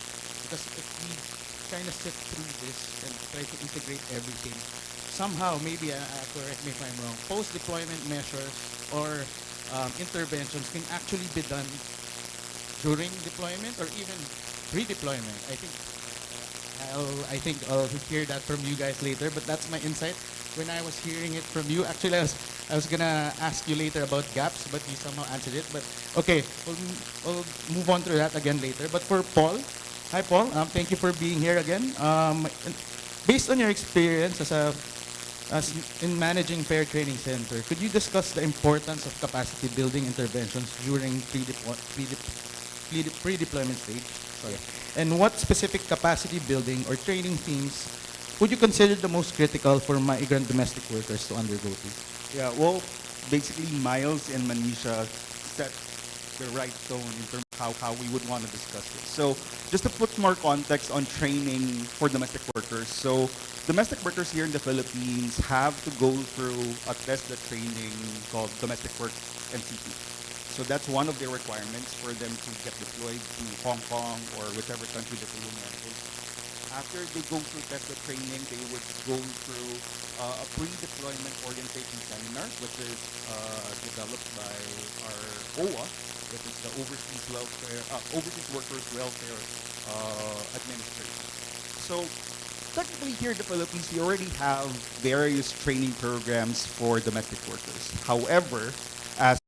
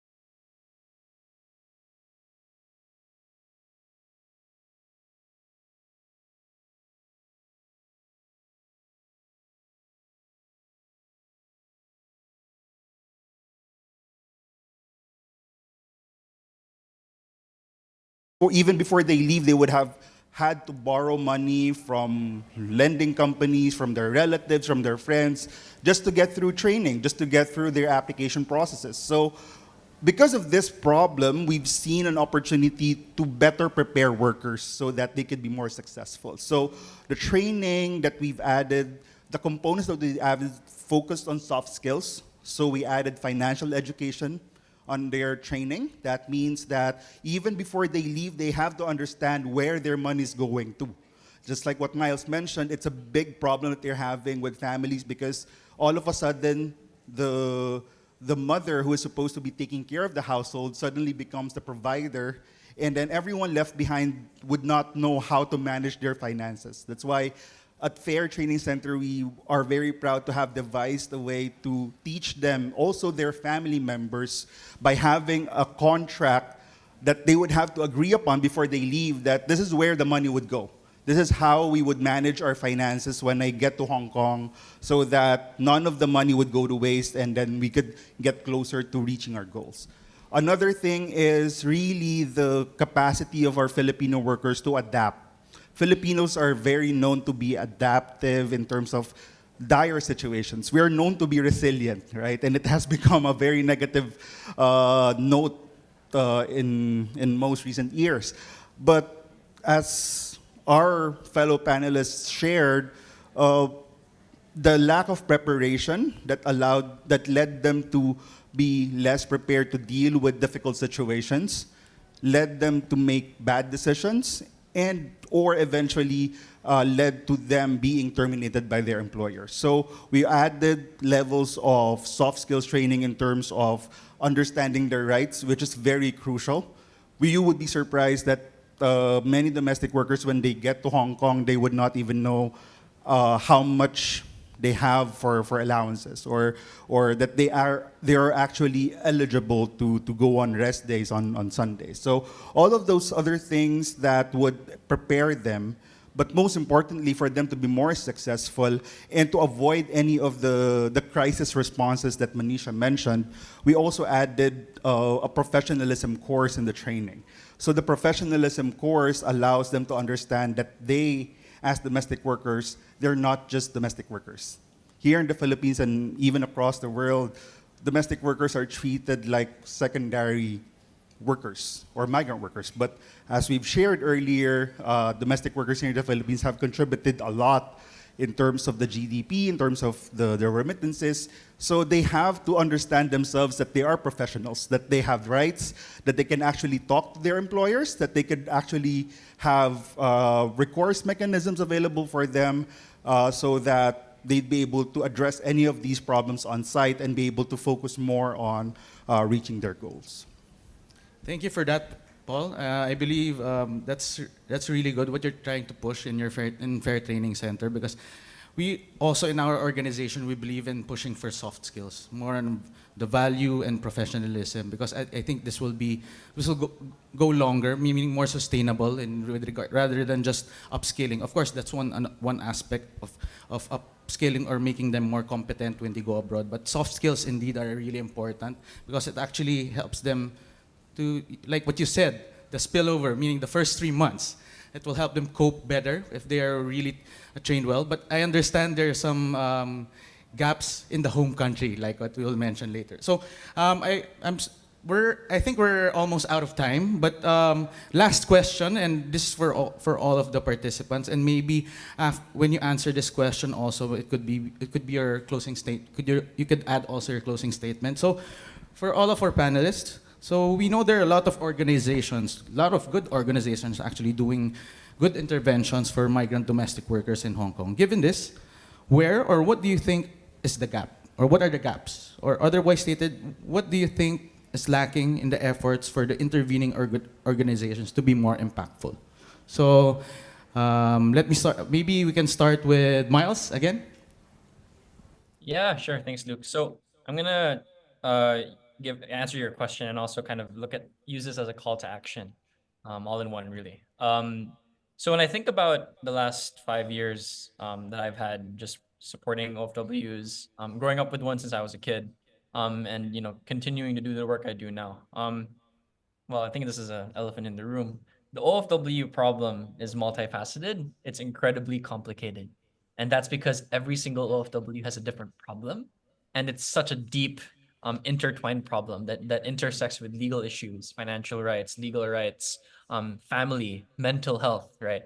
And that's why, for me, the biggest gap when I think about the OFW, really helping them solve the problems that they have, is there needs to be two things. There needs to be a multi-stakeholder solution, and there needs to be a cross-border solution. Right now, most solutions are within one domain. They're within one jurisdiction, and they're always strictly focused from one organization. But the thing about it is, we're solving problems that demand multiple expertise at the same time, in the same program, in the same session, whatever that may be, right? And when I think about it from the perspective of HelpBridge, yes, we teach domestic workers how to how to do basic accounting and bookkeeping, how to start a business, how to use Canva. But the fact of the matter is, if they don't have capital to start the business, if they're not financially literate, all those skills are useless.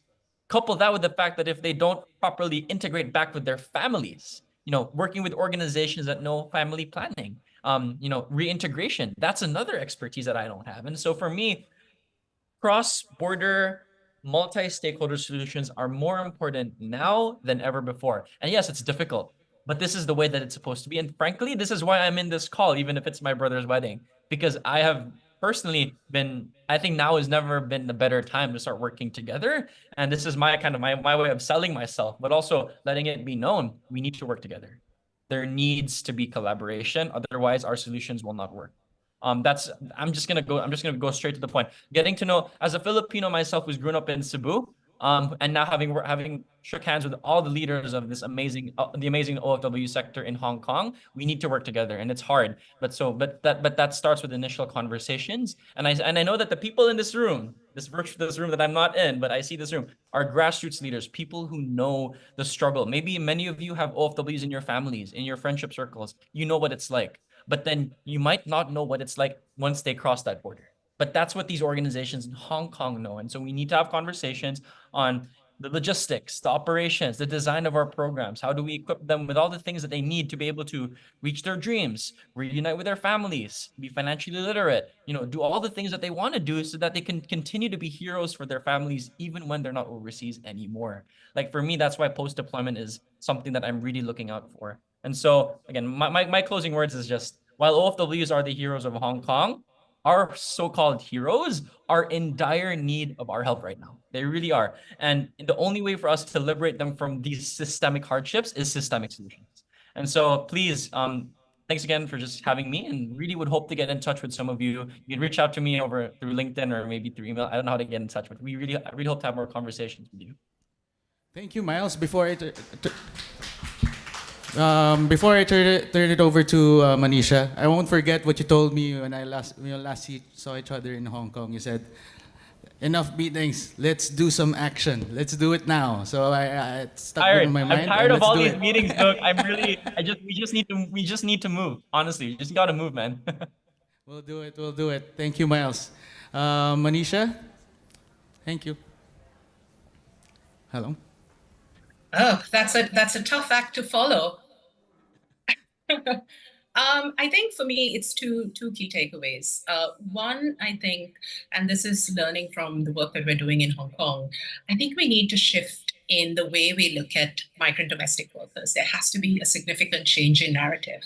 Because I think when we talk about migrant domestic workers, we talk about their problems, we talk about their needs, but we're not talking about the value that they bring to both the communities back in their home countries, but also the communities in Hong Kong.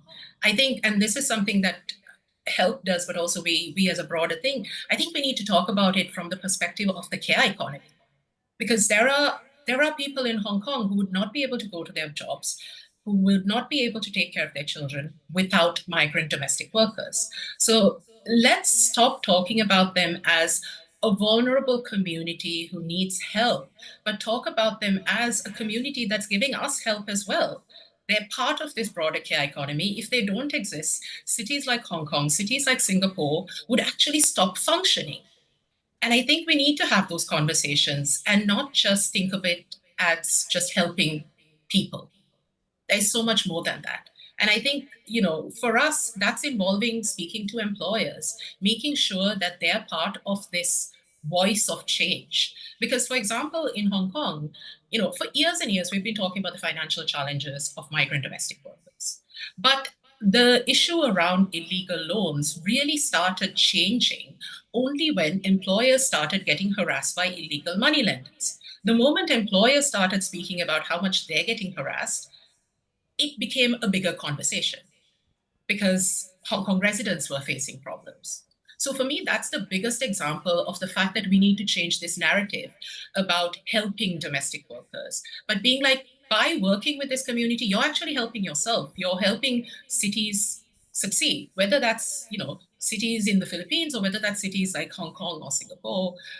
It's a broader contribution. And I think for me, that's one of my big things. We need to change the narrative. It's not about helping these women. It's not about helping these men. It's about working together to achieve a bigger goal.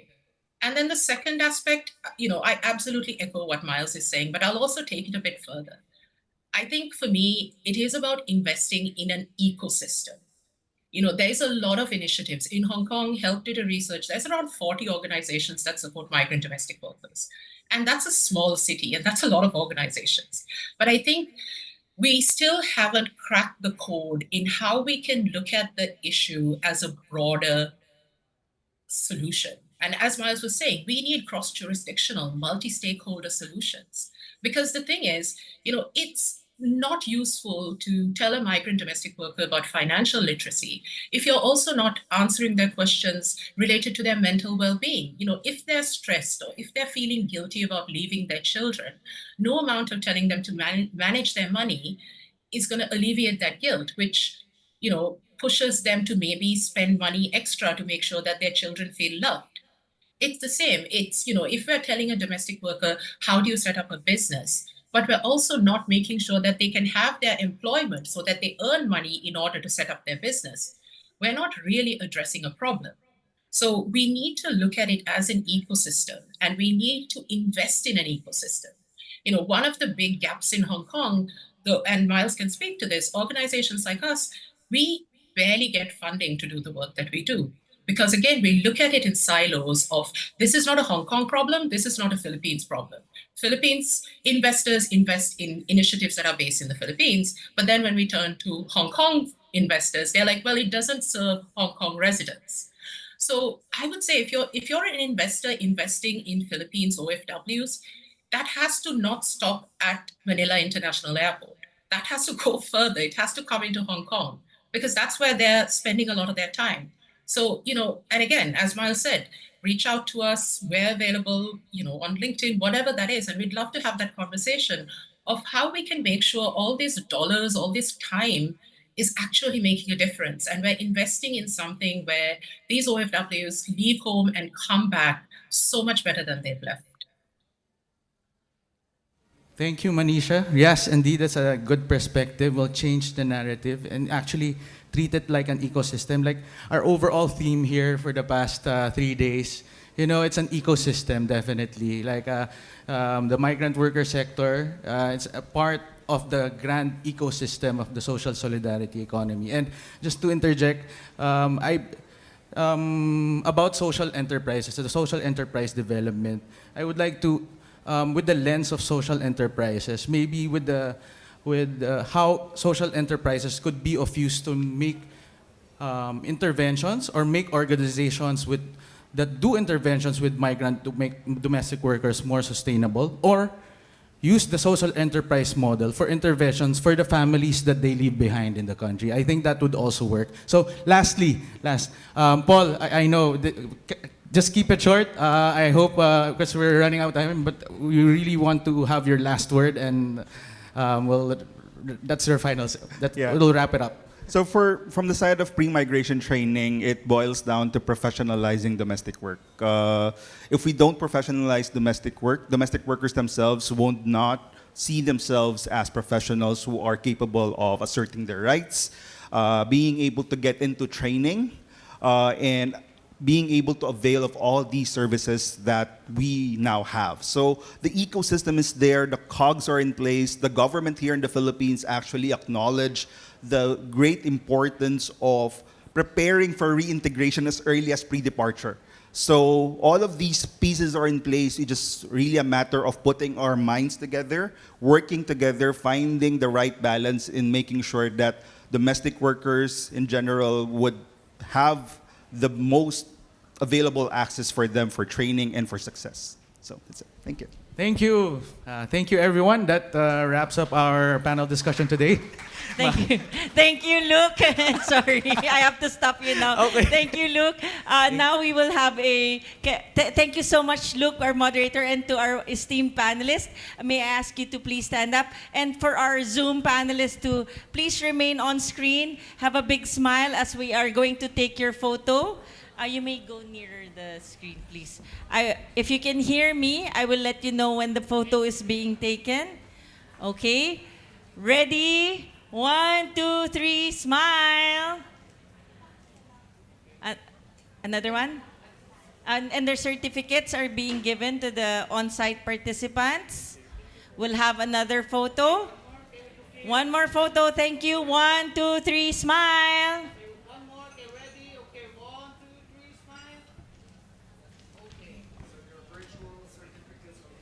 Your virtual certificates will also be given to you. Thank you so much for joining us today. Thank you and have a wonderful day. Hey, thank you, thank you. I'm so sorry to have to cut you off. Okay. As we approach the conclusion of this event, may I invite everyone or kindly ask everyone in this room to start making your way back to the plenary for the closing segment of the conference. We are about to wrap up and we'd love you to be there as we reflect our time together and hear the final words from our speakers. Thank you very much and we look forward to seeing you all back at the plenary. We will begin the program immediately.